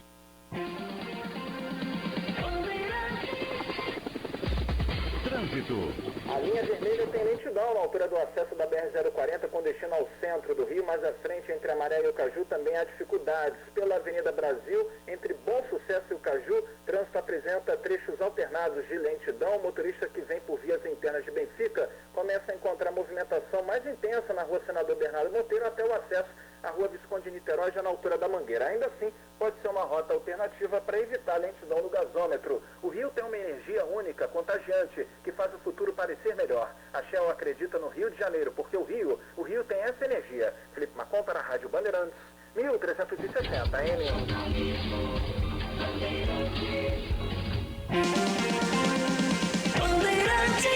Petróleo, eles estão de volta. No Brasil Colônia levaram nosso ouro e agora estão levando nosso petróleo e gás. Voltaram, não para pagar a conta ou pedir desculpas, mas porque agora querem o pré-sal. Portugal com a Petrogal, Espanha com a Repsol, Inglaterra com a BG Group, Holanda e Inglaterra com a Shell.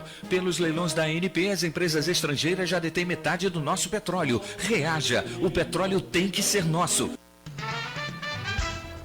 Você, ouvinte do programa Faixa Livre, pode ajudar a mantê-lo no ar. Faça a sua contribuição diretamente na conta do Banco do Brasil, agência 0183, dígito X, conta corrente número 142426, dígito 2. Esta conta encontra-se em nome da Associação de Engenheiros da Petrobras, a EPET, uma das nossas entidades patrocinadoras, mas seus recursos são exclusivamente utilizados para a manutenção do nosso programa. Bandeirantes, 1360. Voltamos a apresentar Faixa Livre. Estamos de volta, ouvintes, com nossa edição do programa Faixa Livre. E na ponta da linha eu cumprimento o Jorge Felipe Magalhães. Jorge Felipe é presidente da Associação dos Servidores e Trabalhadores da Funarte, a ACERT. E vamos conversar sobre essa posse ocorrida ontem da atriz Regina Duarte à frente da Secretaria de Cultura. E ela já começou anunciando mudanças, inclusive na cúpula do Ministério e de alguns órgãos, como a própria Funarte. Jorge Felipe, bom dia. Bom dia, Paulo. Grande honra participar do programa com a gente super qualificada.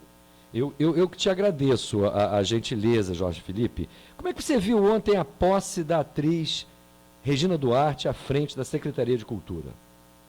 Bom, parece que ela está de boa fé, né? Um movimento que busca um diálogo, uma pacificação. É difícil às vezes acreditar, mas eu desejo sorte aí. Parece que o movimento é realmente de buscar intermediar de uma maneira tranquila entre o governo e o setor cultural, né?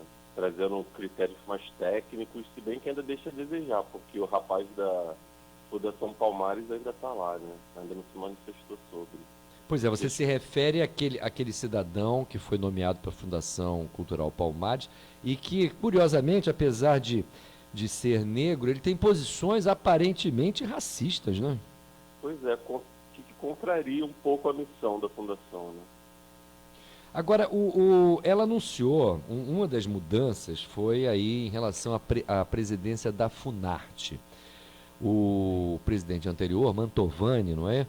é aquele que associava, por exemplo, rock and roll às práticas demoníacas, não é? Coisas do gênero. Como é que vocês estão aí na Funarte hoje? Bom, é assim, a gente ainda continua, por exemplo, que eu trabalho no planejamento, a gente fica bastante refém dessas mudanças, né?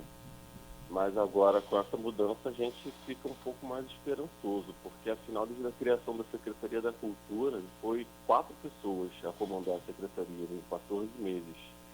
E isso atrapalha bastante o nosso trabalho. Eu imagino. Mas agora, com essa mudança, trazendo um critério mais técnico de pessoas que já conhecem a casa, que têm um envolvimento com a política cultural de uma forma mais comprometida, isso realmente dá uma motivação e a gente deseja que isso tenha continuidade. Agora, particularmente em relação à Funarte, já foi definido um novo presidente? A gente tem nomeado desde segunda-feira um servidor, que é o Marcos Teixeira, como presidente substituto. Ah, mas ele está interino. Por enquanto é interino, a gente não sabe se ele vai ficar... O Marcos Teixeira é funcionário da casa? É servidor da casa. Ah, interessante isso. Eu acho que há muito tempo a Funarte não tem um presidente oriundo dos seus próprios quadros, né? Acho que desde o governo Temer que a gente teve um presidente que ficou um pouco, uns 2 meses mais ou menos, e depois que era aposentado, que era um servidor aposentado. Era aposentado da Funarte? Era Humberto Teixeira. Ah, sim.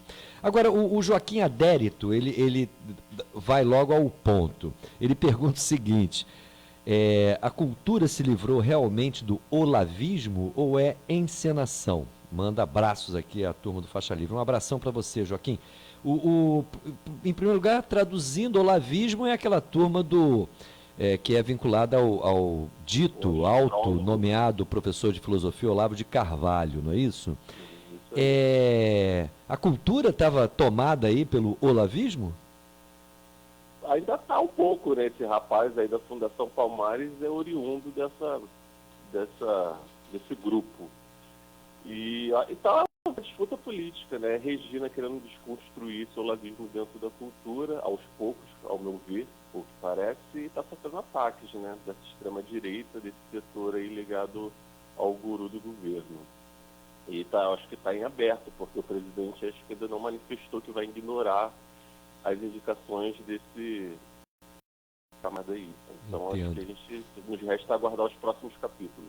Agora, independentemente da boa vontade aí da Regina Duarte, inclusive no sentido de estabelecer um pacto de pacificação aí com a classe artística, me parece que nós temos problemas muito sérios no campo, especialmente dos recursos. Hoje em dia está todo mundo reclamando, e especialmente a área da cultura, ela sempre foi não privilegiada aí na repartição do orçamento. Como é que você vê essa situação, as tarefas aí de todas as entidades vinculadas à Secretaria de Cultura, entre as quais a Funarte, e a disponibilidade de recursos financeiros?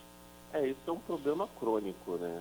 Que esse ano ganhou um plus porque parte dos nossos salários também parece que foi bloqueado e, assim, fazendo um exercício de dedução, parece que o governo está contando já que vai passar a reforma administrativa e bloqueou parte dos nossos salários. Então, isso é bastante dramático. O que significa isso, bloquear parte do salário? É a verba de pessoal que não está liberada? Despesas obrigatórias que não podem ser bloqueadas, que não podem ser, é preciso executar, porque é salário de serviço público, e parte dessa despesa, desse orçamento, né, destinado a essa despesa, está bloqueado. Mas isso significa que haverá risco de pagamento de vencimentos? Ou, na verdade, isso é uma nova mecânica onde o governo federal vai paulatinamente liberando os recursos orçamentários na medida em que a arrecadação seja realizada? Bom, esse discurso, enfim, esse governo é meio obscuro, né? Esse recurso acaba estando numa fonte do Tesouro Nacional. E eles não dão muita explicação. O que eles acabam explicando é exatamente isso, que paulatinamente vão liberando, a gente conta de verdade com isso. Mas nunca antes a gente já sofreu com gerenciamento no orçamento discricionário, né? No obrigatório isso não costuma acontecer. Isso é uma novidade. O que nos leva a deduzir que talvez tenha algum vínculo com essa reforma administrativa, a gente não sabe. Bem, e se está havendo aí esse contingenciamento, inclusive de recursos que são obrigatórios, recursos relativos a despesas obrigatórias, o mesmo talvez então ocorra naqueles recursos que são destinados, por exemplo, a financiamento de projetos, para a área fim da instituição? Sem dúvida, ainda com o risco enorme da extinção do Fundo Nacional de Cultura, né? Que com o nosso orçamento diminuto a gente recorre bastante a esse fundo. E como tem uma PEC aí que vai incluir todos os fundos públicos, incluindo o Fundo Nacional de Cultura, é realmente assim, extinguir a política cultural, né? Mas com relação a essa PEC dos fundos públicos, você acha que há condições do Congresso aprovar essa verdadeira irresponsabilidade? Eu acho que não. Eu procuro acreditar que não, até porque é ano de eleição, né? E FNC é bastante usado, né, para esses fins eleitoreiros, infelizmente. Então, acho que vai ficar difícil aprovar isso no Congresso Nacional, dado esse conflito de interesse que a gente sabe que existe por lá.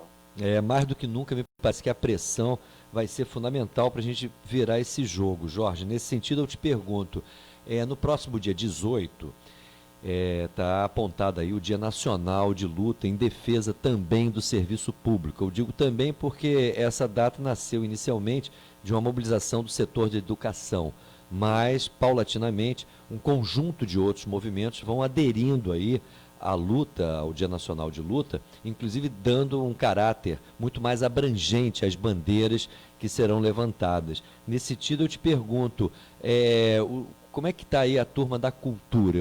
Hoje parece que vocês fazem uma assembleia, não é? Sim, sim. Além de estar na presidência da FEST, também estou na diretoria do Sindicato RJ e vai ter a participação do sindicato lá também. A gente vai fazer uma assembleia do Fórum da Cultura, né, que são as associações vinculadas da cultura reunidas, fazendo uma assembleia na Cine de 2 horas. Os interessados, não só como servidores, além da cultura, também podem participar. A classe artística também é bem-vinda. A gente vai contar com a assessoria de alguns parlamentares também, para nos ajudar a nos articular ainda mais, e a gente vai pautar também a greve do dia 18, tentando encaminhar como a gente vai, se a gente vai paralisar ou não nesse dia. O Fórum da Cultura reúne todas as entidades vinculadas às entidades da Secretaria de Cultura. As associações de servidores das entidades, exatamente. A Ancine, a SBN, a SMIC, né, ela ainda existe, apesar de não ter sido extinto, a ASPAC e a Associação da Casa de Rui Barbosa. A ASPAC é o quê? A ASPAC é a Associação da Ancine. Da Ancine, que é um dos órgãos. Bem, e essa assembleia vai se realizar aonde, Jorge? Vai ser realizada no auditório da Ancine, acho que no auditório do 8º andar, enfim, na recepção dá para saber o andar do auditório, mas não. Ali na Avenida Graça Aranha, não é isso? Exatamente, em frente ao Gustavo Capanema. Em frente ao Palácio Gustavo Capanema, que é o antigo prédio do MEC, né? Ali do Le Corbusier. Jorge, eu agradeço muito as suas informações, a sua entrevista aqui ao nosso programa Faixa Livre, e espero aí que a Assembleia seja a mais importante possível. Faço um apelo aqui a todos os servidores da área da cultura que porventura estejam nos ouvindo para prestigiarem e participarem dessa Assembleia logo mais às 14 horas, lá no auditório da Ancine. Perfeito, Paulo, muito obrigado. Só complemento que na sexta-feira 13, né, a gente vai fazer a assembleia da Funarte, na CERT, lá no Teleporto também. O pessoal está convidado da mesma forma, a gente vai pautar também a greve. E só para complementar aí, dia 13, sexta-feira, 3 horas, no auditório do 19º andar do Teleporto. 15 horas lá na própria sede atual da Funarte, não é isso? Exatamente. Legal, Jorge. Muito obrigado. Um forte abraço para você. Outro querido abraço. Conversamos aqui com Jorge Felipe Magalhães. Ele é presidente da Associação dos Servidores e Trabalhadores da Funarte, a ACERT, e comentou conosco essa mudança aí na Secretaria de Cultura, com a novidade da atriz Regina Duarte à frente da mesma. Olha, o Camilo Mendes diz aqui o seguinte: a situação do Ciro e do Lula são totalmente diferentes. E agora, cadê o Ciro? Isso mostra que ele não tem liderança. Olha, eu realmente acho a situação do Ciro e do Lula completamente diferente, né? O Lula é uma liderança popular em conteste e tem atrás de si um partido que hoje continua sendo o maior do país. Além disso, conta com apoio de movimentos sociais, sindicatos e uma trajetória que inclusive já o fez presidente da República. Realmente não dá para comparar. Agora, a situação do Ciro, por outro lado, é inteiramente distinta, né? Me parece que o Ciro carece de um partido e carece de apoio popular. Entretanto, Camilo, ele tem, você fala, cadê o Ciro? O Ciro tem procurado aí falar, mas ele, me parece, lhe falta bases orgânicas, essa que é a questão. Agora, ele tem se posicionado, né? Essa que é a grande questão, não somente frente ao descalabro que é esse governo Bolsonaro. Inclusive o Ciro gravou recentemente alguns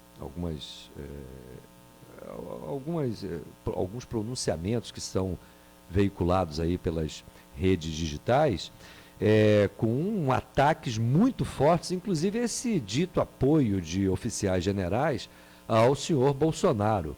Ele claramente caracteriza isso como uma irresponsabilidade total, e nisso, me parece, ele tem total razão.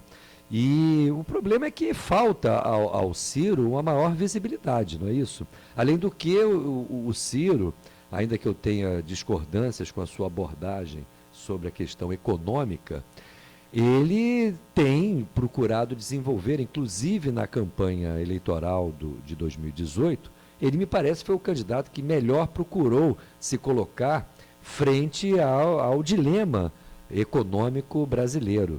E, nesse sentido, eu acho que a gente tem que prestar atenção aí na sua pregação. Agora, realmente, essa situação de disputa aberta com o lulismo, por exemplo, faz com que, evidentemente, qualquer tipo de entendimento no campo das oposições aí ao Bolsonaro fique ainda mais prejudicado, né? Então, é isso que a gente tem que se perguntar, né? Até que ponto as posições que são desenvolvidas hoje pelo PT, pelo Lula, ajudam a conformação de um bloco de forças políticas capaz, de fato, de derrotar o bolsonarismo. E não somente em termos assim da agitação e propaganda, mas principalmente em termos de ideias, alternativas, propostas, tanto para a questão econômica como para a questão do Estado. Eu me preocupo muito quando eu vejo o PT, e não somente o PT. Outro dia nós entrevistamos aqui o Elias Jabor,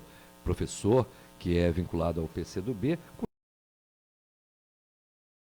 ele ser Pereira, da reforma administrativa do Fernando Henrique, que até hoje deixa consequências absolutamente nefastas na pública, como também um formulador de posições no campo da política econômica que me parecem muito aquém daquilo que nós poderíamos desejar e principalmente construir, não é? Bem, vamos novamente a um breve intervalo, voltaremos em seguida com a continuidade dessa edição do programa Faixa Livre. Estamos apresentando Faixa Livre.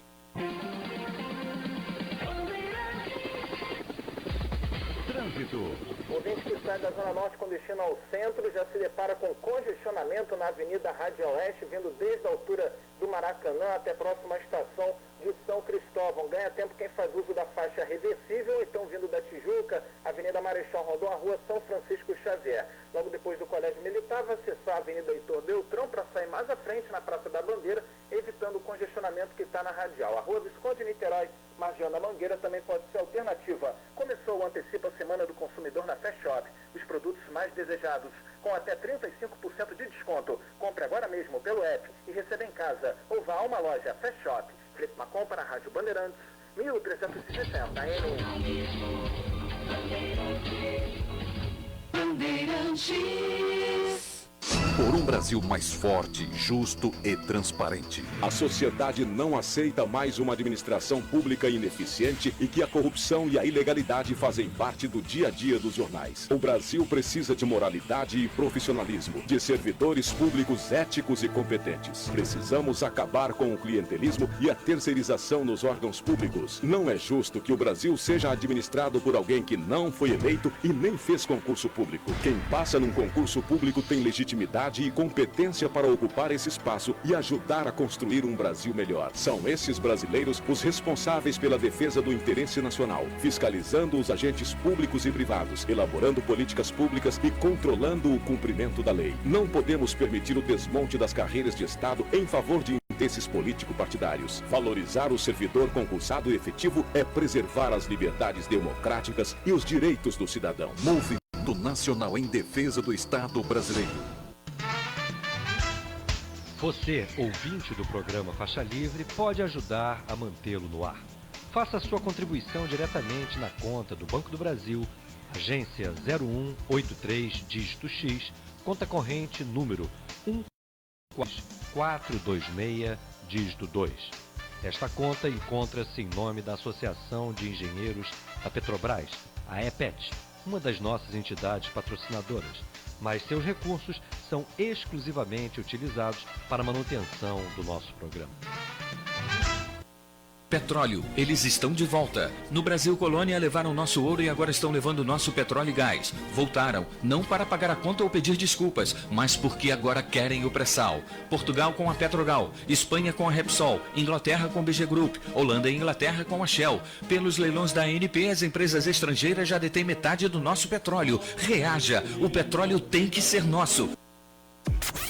Você também pode ouvir a Rádio Bandeirantes no seu smartphone ou tablet, pelo aplicativo Band Rádios. E não é só Bandeirantes, tem todas as rádios do Grupo Bandeirantes. Se você é usuário do sistema Android, é só acessar a Play Store. Ou então, a Apple Store, se você tiver um iPhone ou iPad. Vai lá! O aplicativo é gratuito. Band Rádios, todas as rádios do Grupo Bandeirantes, em qualquer lugar do mundo, ao alcance da sua mão. Ouça, acompanhe e participe do programa Faixa Livre. Segunda-feira, das 9 às 10 horas da manhã. De terça a sexta-feira, das 8 às 10 horas. Sempre na rádio Band AM 1360. Um debate atual e diário sobre política, economia e as grandes questões nacionais e internacionais que influenciam o nosso dia a dia.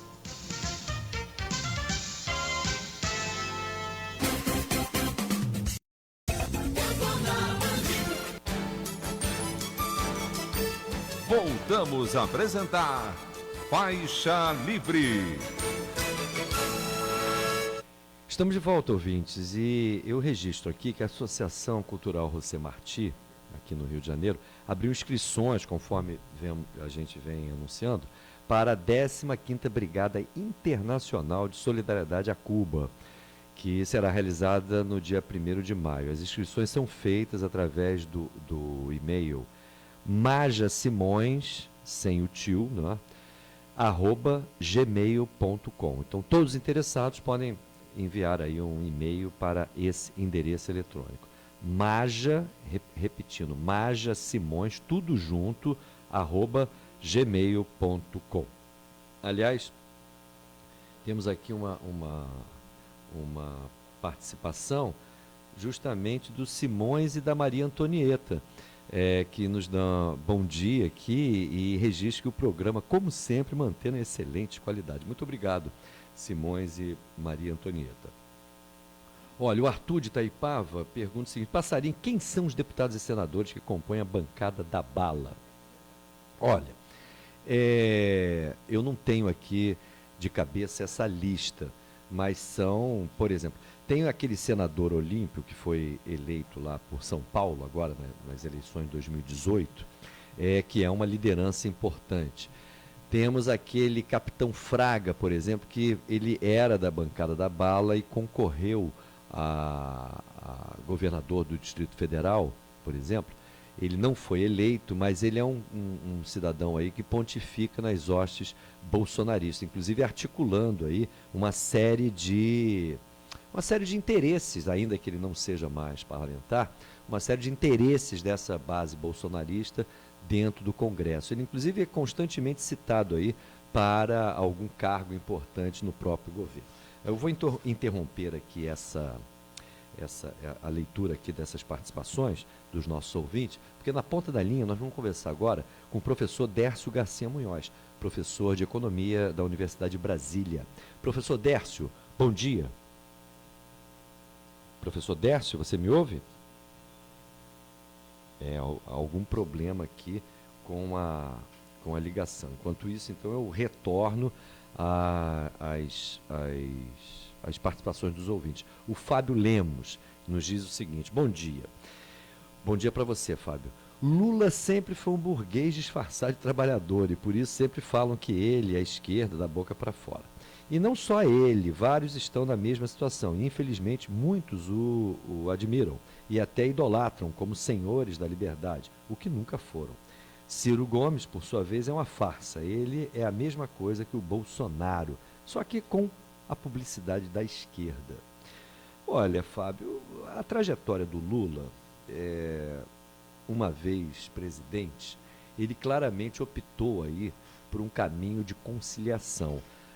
Agora, isso não significa que ele seja um burguês, ele pode até ser animado por valores da burguesia, agora ele é um filho do povo brasileiro, não é? Com isso eu não quero idolatrar o Lula, não, só quero situá-lo na nossa história. E foi nessa situação, como inclusive um operário metalúrgico, que ele esteve à frente de jornadas importantes da luta operária no Brasil, especialmente ali na segunda metade dos anos 70.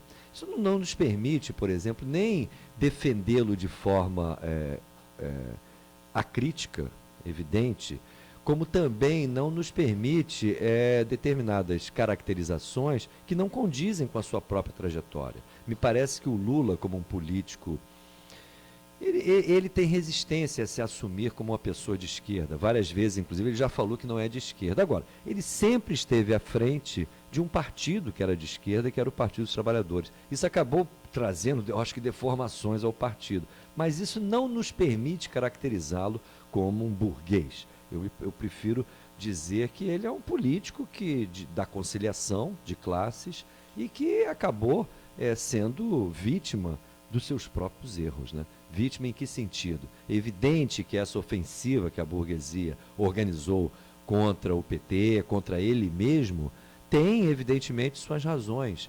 E isso mostra que, apesar de toda a boa vontade do Lula em conciliar com essa turma não aceita nenhum tipo de conciliação. Eles são radicais na defesa dos seus estritos interesses. E eles não têm a menor piedade ou tolerância com aqueles que possam, ainda que marginalmente, afetar os seus interesses. Essa que é a grande questão, né? Bem, professor Dércio, o senhor me escuta? Oi, Paulo, estou escutando. Opa, bom dia. Oi, bom dia, Paulo. Como é que vamos? Um ano, assim, cheio de indagações, né, Paulo? Muitas. De dúvidas, né? Agora, o Paulo Guedes ontem falou que não houve nenhuma surpresa com esse 1,1 de crescimento, se é que a gente pode falar disso, da economia brasileira no ano passado. Eu hoje abri o programa dizendo o seguinte: de fato, para quem acompanha aqui o programa Faixa Livre, a gente nunca acreditou nas propagandas e informações do governo a respeito da retomada do crescimento e principalmente dos que tais contra-reformas produziriam no nível do emprego, em termos de crescimento econômico. Como é que você viu essa explicação do Paulo Guedes? Olha, o Paulo, o governo está enrolando, né? O Ministério está enrolando. Porque, veja bem, o objetivo deles, fundamentalmente, é você desmontar o sistema previdenciário público brasileiro, né?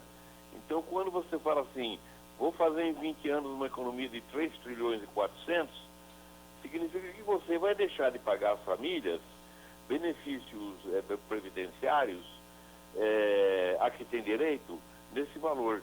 Mas significa que você vai reduzir a renda das famílias nesse valor. E outra coisa, quando você impede a aposentadoria, você impede o movimento, né, a criação de vagas no mercado de trabalho. Numa crise de emprego, você impede a criação do mercado de trabalho, você vai provocar um efeito explosivo no desemprego de jovens, que já é 1/3 dos empregados é de jovens, entendeu? Então, o que eles fazem? Eles estão enrolando, porque na verdade parece que é uma política voltada para favorecer o rentismo, entendeu? Tudo que você faz, que fala que é economia previdenciária, você está tirando das famílias. Tudo que você está aumentando de contribuições de funcionários, você está tirando das famílias. Porque, basicamente, Paulo, existe o seguinte no Brasil. Eles se aproveitaram de uma, digamos, confusão mental que criaram propositalmente na sociedade e com a máquina de propaganda atrás. Você não tinha previdência social no setor público, no grupo de funcionários federais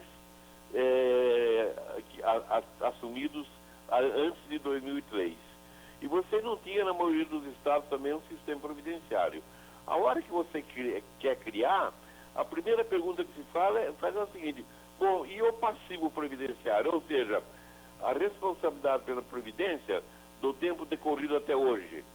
Aí o governo fez uma coisa simples, ele fez uma propaganda brutal, o Ministério da Economia, e falou: isso nós vamos jogar em cima dos trabalhadores. Não pagaram no passado, agora eles têm que pagar o passado e o presente. Mas não pagaram porque não tinha. O governo nunca quis fazer para não pagar os encargos patronais.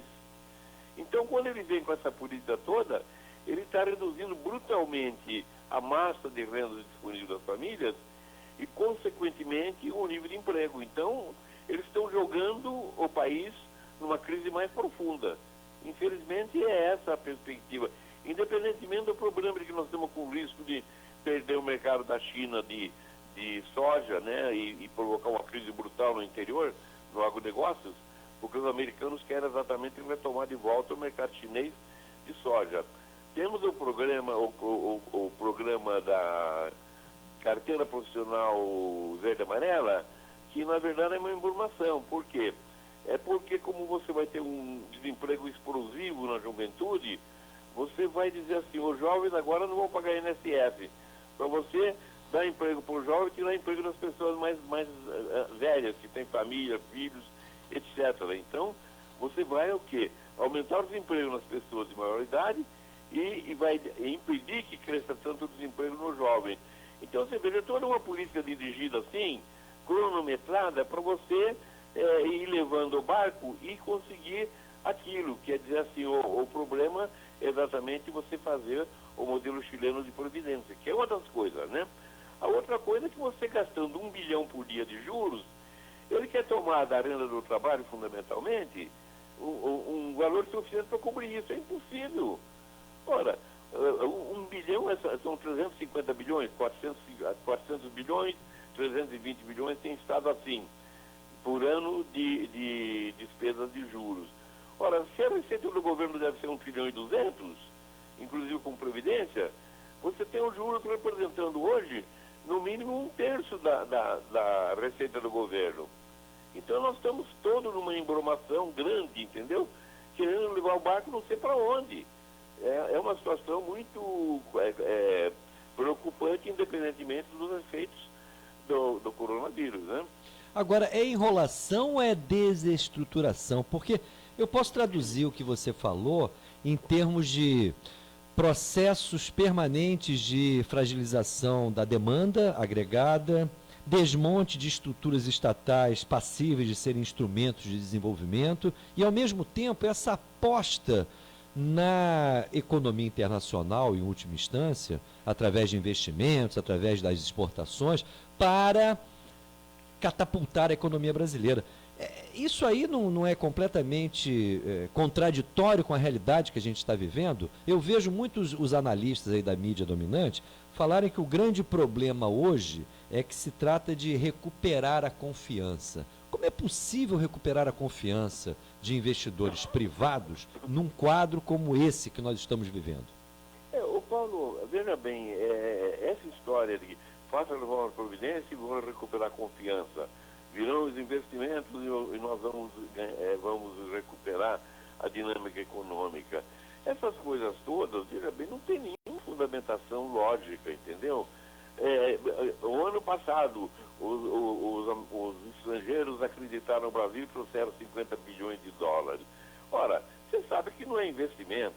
Está registrado como investimento, mas ninguém investe num país com máquinas paradas. Nenhum empresário maluco vai investir com 25% das máquinas paradas no pátio, na média, não vai investir.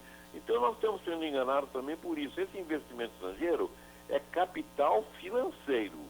Ele vem para aplicar em títulos públicos, vem para ganhar na bolsa na época de bom e vem para financiar vendas, tradicionalmente as vendas tanto com uma taxa de juros elevada internamente. Então você ganha com juros.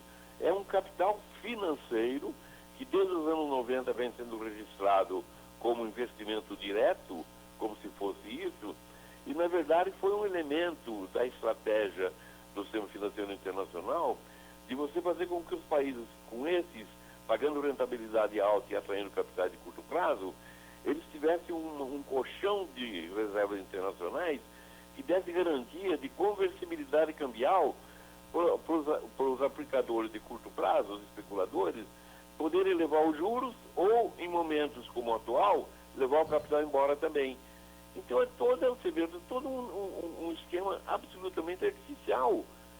Nós estamos funcionando na base das fake news. Inclusive, você vê que é uma coisa gravíssima. Pela primeira vez, um governo enche o Congresso de notícias falsas sobre a questão providenciária e muda a Constituição com base nisso. E agora você, com o desemprego que você vai acentuar, e outra coisa, as famílias vão ter uma receita menor no global, porque você não criou oportunidade de trabalho, e você vai ter o crescimento contínuo da massa de renda familiar e, portanto, do consumo. Agora, isso aí, Paulo, depois de você passar uns anos em que você, a partir de 2013 ou 2014, você jogou a taxa Selic lá em cima e provocou um brutal rombo na renda das famílias. Porque quando você leva a taxa de juros e joga mais 300 bilhões de reais de despesas de juros em cima das famílias, as famílias não podem pagar, o que significa? Você fica com a dívida acumulada. Então, quem pode pagar em todo ou em parte e gasta menos. Quem não pode pagar, fica com a dívida acumulada e tem possibilidade de gastar menos, inclusive no financiamento. Então, é uma desorientação completa que eles estão provocando na economia brasileira.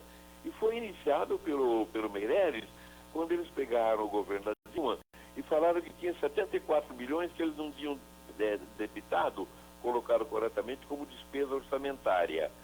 Bom, então vamos corrigir o orçamento e botar os 74 bilhões, esse ano tem 74 bilhões a mais de despesa. Como vamos controlar o ano que vem? Vai ter zero de despesa, só 74. Surge o Meirelles, com o Temer, com um orçamento de 160 bilhões de déficit. E aí, criando esse déficit aí, só pode ter sido artificial, um problema não pago da Banco do Brasil, BNDES e Caixa Econômica de 74 bilhões, você jamais poderia sair com um orçamento com 160 bilhões de déficit e permanente daí para frente, crescendo inclusive. Então você veja, você está com uma manipulação violenta nas contas públicas, com uma manipulação violenta da verdade. Criou fake news, o Congresso engoliu tudo aquilo e aprovou algo que vai desorganizar mais a economia brasileira.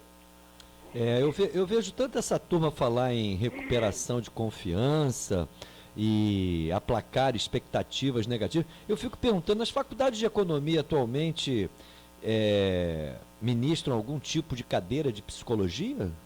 É uma coisa mesmo, né? É de se perguntar mesmo, viu? Porque a disfarçatez é tremenda, né? Parece que tudo seria resolvido no divã de um psicanalista.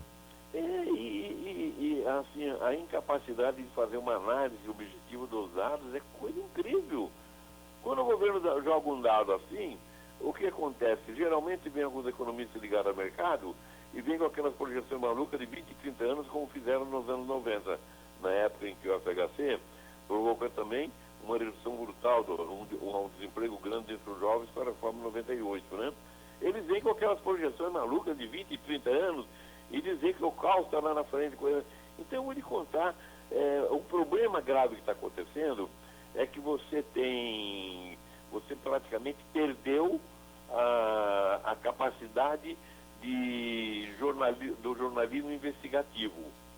Todas os press releases do governo, eles são jogados e aceitos pela grande imprensa e televisão, etc., na sua maioria, aceitos como verdade absoluta. Então, a partir dali, você tem muita dificuldade de se discutir o mundo real, o Brasil real, né? E aí vamos nos afundando, infelizmente. Agora, você mencionou aí, desmistificou um pouco essa história dos investimentos externos, né? E vinculou muito isso a interesse do capital financeiro e a negócios financeiros aqui no Brasil. Agora, com essa desvalorização acentuada do real, me parece que o grande objetivo nesse momento pode ser simplesmente a facilitação da venda de ativos brasileiros para os estrangeiros, porque fica muito barato, né, professor? Uma das coisas é essa. A outra é o seguinte, é que você com valorização cambial mantida por décadas, artificialmente, para segurar a inflação artificialmente, você provocou a desestruturação da indústria, né? Isso. E agora o balanço de pagamento está estourando em termos de déficit externo.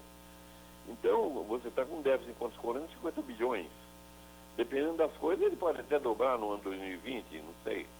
Então, veja bem, tem um problema sério. A política de reduzir o nível de reservas, eu acho correto, na medida em que você não pode pagar. Você vê 400 bilhões de reservas. Se eu estava pagando agora em torno de 10% no capital financeiro internamente, aplico a 2, eu perco 8. 8 vezes 4, 32 bilhões de dólares, dá o quê? Dá 120 bilhões de reais de diferença de juros só para manter as reservas.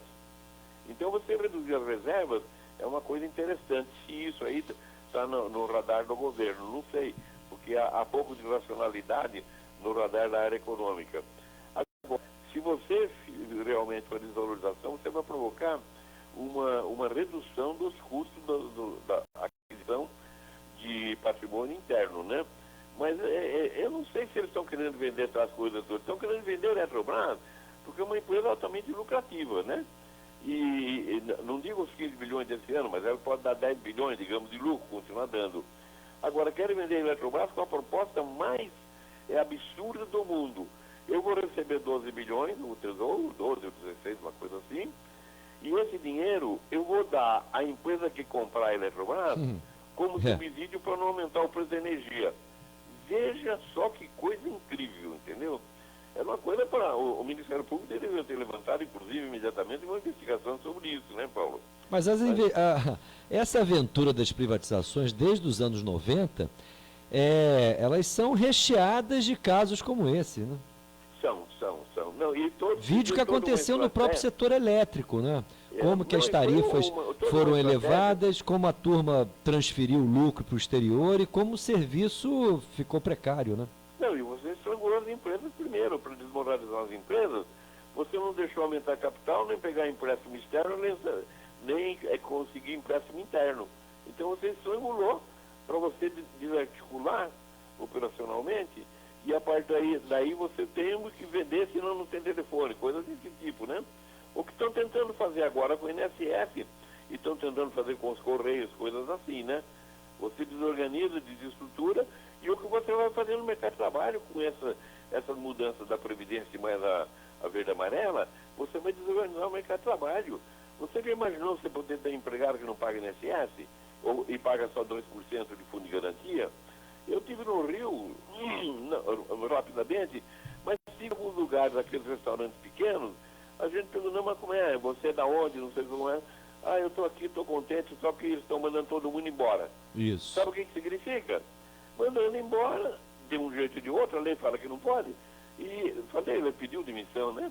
Aí, para você contratar a salários mais baixos. Lógico. É uma coisa inacreditável, desorganização no mercado de trabalho.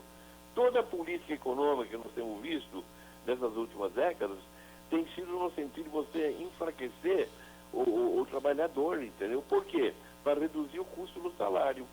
É uma coisa incrível. Mas, ora, fundamentalmente é o seguinte, o que funciona na economia não é investimento.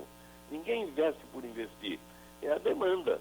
Se as famílias têm renda, estão se produzindo, estão criando emprego, as coisas estão indo por dentro, porque tem investimento, tem receita tributária, tem tudo. Eles matam a galinha de ovos de ouro, poxa, que é a demanda das famílias, empobrece todo mundo. Pois é, professor. Então, o empresário, mais do que ninguém, sabe muito bem disso. A questão não é a confiança, a questão é a demanda. Eles não têm essa sensibilidade que o mais importante nesse momento seria recuperar a demanda e não essa história da confiança. Isso eu deixo para os psicólogos. Os economistas não têm que se incomodar com a demanda? Mas veja bem, Paulo, você não consegue entrar nessa discussão por uma razão simples. Quando vem a máquina de propaganda para você passar a previdência, você tem no Brasil, acho que é 12 mil sindicatos de trabalhadores. E tem 5.600, se eu não me engano, sindicatos patronais. Você vê, quase que a metade. Né? O que aconteceu? Encheram os jornais de páginas inteiras de propaganda, dizendo que a salvação da pátria estaria ali. E você aprofundar o valor das famílias, reduzir o valor das aposentadorias, tudo mais. E pior, Paulo, é que a aposentadoria, a rural não é aposentadoria, não é previdência. Tanto é que a Constituição criou o conceito de seguridade e botou COFINS e outras coisas para cobrir essas despesas assistenciais. A urbana tem dado sobra de recursos. Quando você pega os itens previdenciários, né? A hora que você começa a botar como item previdenciário, renda mensal vitalícia, outras coisas, é outras histórias, a manipulação. Se você pega os auxílios e pega as pensões e aposentadorias, você teve um saldo nos últimos 10 anos de 400 milhões de reais na urbana. É essa que eles estão destruindo, entendeu? Ou seja, reduzindo a massa de famílias, da salário da família ainda mais. Mas essa máquina de propaganda, os dirigentes sindicais, 5.600 sindicatos, eles jogaram na imprensa pesadamente, páginas inteiras, você sabe, dizendo que era o pátria. Então a coisa é muito difícil, você não consegue furar. Entendeu? Por quê? Porque a imprensa, a televisão e tudo mais, estava pegando cada notícia, cada propaganda e tudo mais, e botando, até hoje fazem isso, como verdade absoluta. Então ficou difícil, por quê? É porque você armou um esquema de propaganda, mas não é só propaganda, e controlando o acesso das pessoas na mídia e removendo jornalistas da mídia que tinham posições contrárias à máquina de propaganda oficial. Então, você veja, é uma articulação brutal. E com isso controlaram o fluxo de informações, né, Paulo? Tem muita coisa torta, né? Eu vou agora te provocar, Dércio, a respeito da questão política, que está envolvido também com a própria questão econômica, que diz respeito a essa novelinha que foi criada num momento muito conveniente, me parece, para a família Bolsonaro, para o próprio Bolsonaro, porque era um momento onde alguns fatos expunham essas relações absolutamente suspeitas do Bolsonaro, de seus filhos, com milícias, matadores de aluguel, com todo aquele episódio lá do capitão Adriano lá na Bahia, que acabou sendo assassinado, executado pela polícia baiana. Então, era uma coisa muito grave e ainda por cima no meio daquele início do motim lá do Ceará. Pois bem, em meio a tudo isso, criou-se uma chamada crise a partir daquela fala do Augusto Heleno, onde ele reclamava das pressões dos congressistas, dos parlamentares, em torno dos seus interesses no chamado orçamento impositivo.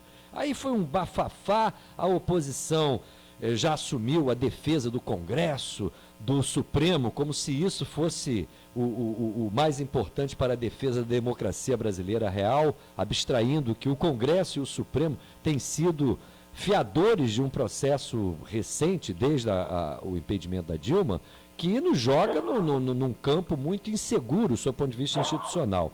Pois bem, criou-se aí uma confusão danada e, ao fim e ao cabo, parece que houve um tremendo acordo entre o governo e o Congresso para o acerto em torno dessa novidade que é o orçamento impositivo. Como é que você viu essa novelinha, hein? Olha, Paulo, a gente nota exatamente que você tem um ciclo de desinformações que aparecem exatamente em certos momentos. Então, os indícios são exatamente esses. Que você... Eu acho que você tem que beber uma água, hein? Eu aproveito e bebo também, ô Dércio, não tem problema não. Bebe uma aguinha aí enquanto eu bebo a minha água. Não, eu tô com gripe, Paulo. Mas não é o coronavírus não, né? Mas não tive na China, não, viu? Aí, eu também não, mas eu acho que eu já tive esse coronavírus, viu? Eu fiquei 10 dias em janeiro, de forma surpreendente. Ah, é? É. Mas, a Celeste me diz que eu já tive esse coronavírus. Eu fui um pioneiro aqui no Brasil.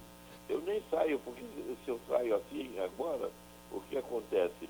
Você sai, se você começa a tossir, as pessoas te olham feio. Ah, é verdade. Se você entra num restaurante e vê do lado um chinês ou alguém tossindo e tudo mais, você que olha feio, entendeu? Então tá complicado o negócio. Mas, Paulo, eu acho que essa questão assim de desviar o foco, isso aí tem estado muito presente na pois é, mas a oposição caiu como patinha nessa história, né? Eu não sei, a oposição, eles estão meio assim, eles não conseguiram furar o esquema de propaganda oficial, né? O esquema de fake news. Então, eles não conseguem porque tem problemas também, né? Assim, você veja que o próprio PT, eles na eleição foi a eleição de 14, em que você jogou dinheiro, rios de dinheiro na eleição. Por exemplo, o FIES dobrou as despesas do FIES de 7 para 14 bilhões de reais. Então ele tem seus pecados também, né? Sem contar aquela coisa daquela licitação do petróleo em que botaram na coisa da licitação em que nenhuma empresa podia ganhar aproximadamente 10 ou 14% das áreas, que era uma liquidação da Petrobras em plenos anos 2000, né? 2006, acho que foi essa licitação. Então o PT também tem seus pecados. Então a coisa fica nesse corredor que se abriu, aí você teve com os liberais vindo para desagregar, desorganizar a economia, de fato, porque o interesse é favorecer o setor rentista, né? Aliás, o Fraga falou há pouco tempo isso, que a economia, surpreendentemente, mas ele falou que a economia é uma economia voltada para o rentismo. Então, com isso você trabalhou, que você hoje ouviu nos jornais, tem no Ministério da Economia, um núcleo de especialistas só para trabalhar na mídia. Criando informações, acompanhando as informações, coisas assim.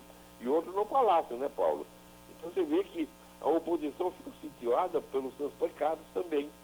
E não conseguiu, você veja, nem denunciar essa jogada do Meirelles. Pegou e criou um bruta de um déficit aí, e nem do governo atual, que quer liquidar com a presidência pública, mesmo ela sendo, a urbana, mesmo ela sendo superavitária. Então você veja que está muito difícil alguém conseguir romper isso aí, porque esse esquema é muito articulado. Quando entram empresários aqui, entram certos economistas de mercado ali, entra um grupo de interesses que começa a jogar naquele sentido. E você não tem como, não teve como articular até agora, porque as universidades, elas estão, digamos assim, à margem da discussão. As universidades parecem que estão, se rendem o quê? Nós vamos ensinar as coisas, mas eu não sei ensinar o quê? Eu devia ensinar a discussão das coisas, né? Mas a universidade está à parte disso tudo. Professor Dércio, muito obrigado pela sua participação novamente aqui no nosso programa Faixa Livre. Lhe agradeço e lhe desejo aí um bom dia de trabalho. Um forte abraço. Um abraço então, tá? Muito obrigado. Conversamos aqui com o professor Dércio Garcia Munhoz, professor de Economia da Universidade de Brasília. E vamos encerrando aqui o programa. Eu acabei de localizar aqui, através do Google, a bancada da bala, né? E amanhã eu dou aqui o nome de todos esses integrantes, conforme o nosso ouvinte aqui sugeriu, mas justamente pontifica aqui na lista tanto o Major Olímpio no Senado como o próprio Flávio Bolsonaro, integrantes assim importantes dessa bancada da bala. Isso no Senado. Na Câmara dos Deputados tem muito capitão, muito sargento e muito delegado. Amanhã eu dou o nome deles todos. Agradeço a audiência que vocês nos deram e amanhã, às 8 horas da manhã, a gente se reencontra aqui mesmo, eu espero, na Rádio Bandeirantes, AM 1360, em mais uma edição do nosso programa Faixa Livre. Até lá. Aqui termina mais uma edição do Faixa Livre. Você que participou, obrigado a você que se limitou a nos ouvir.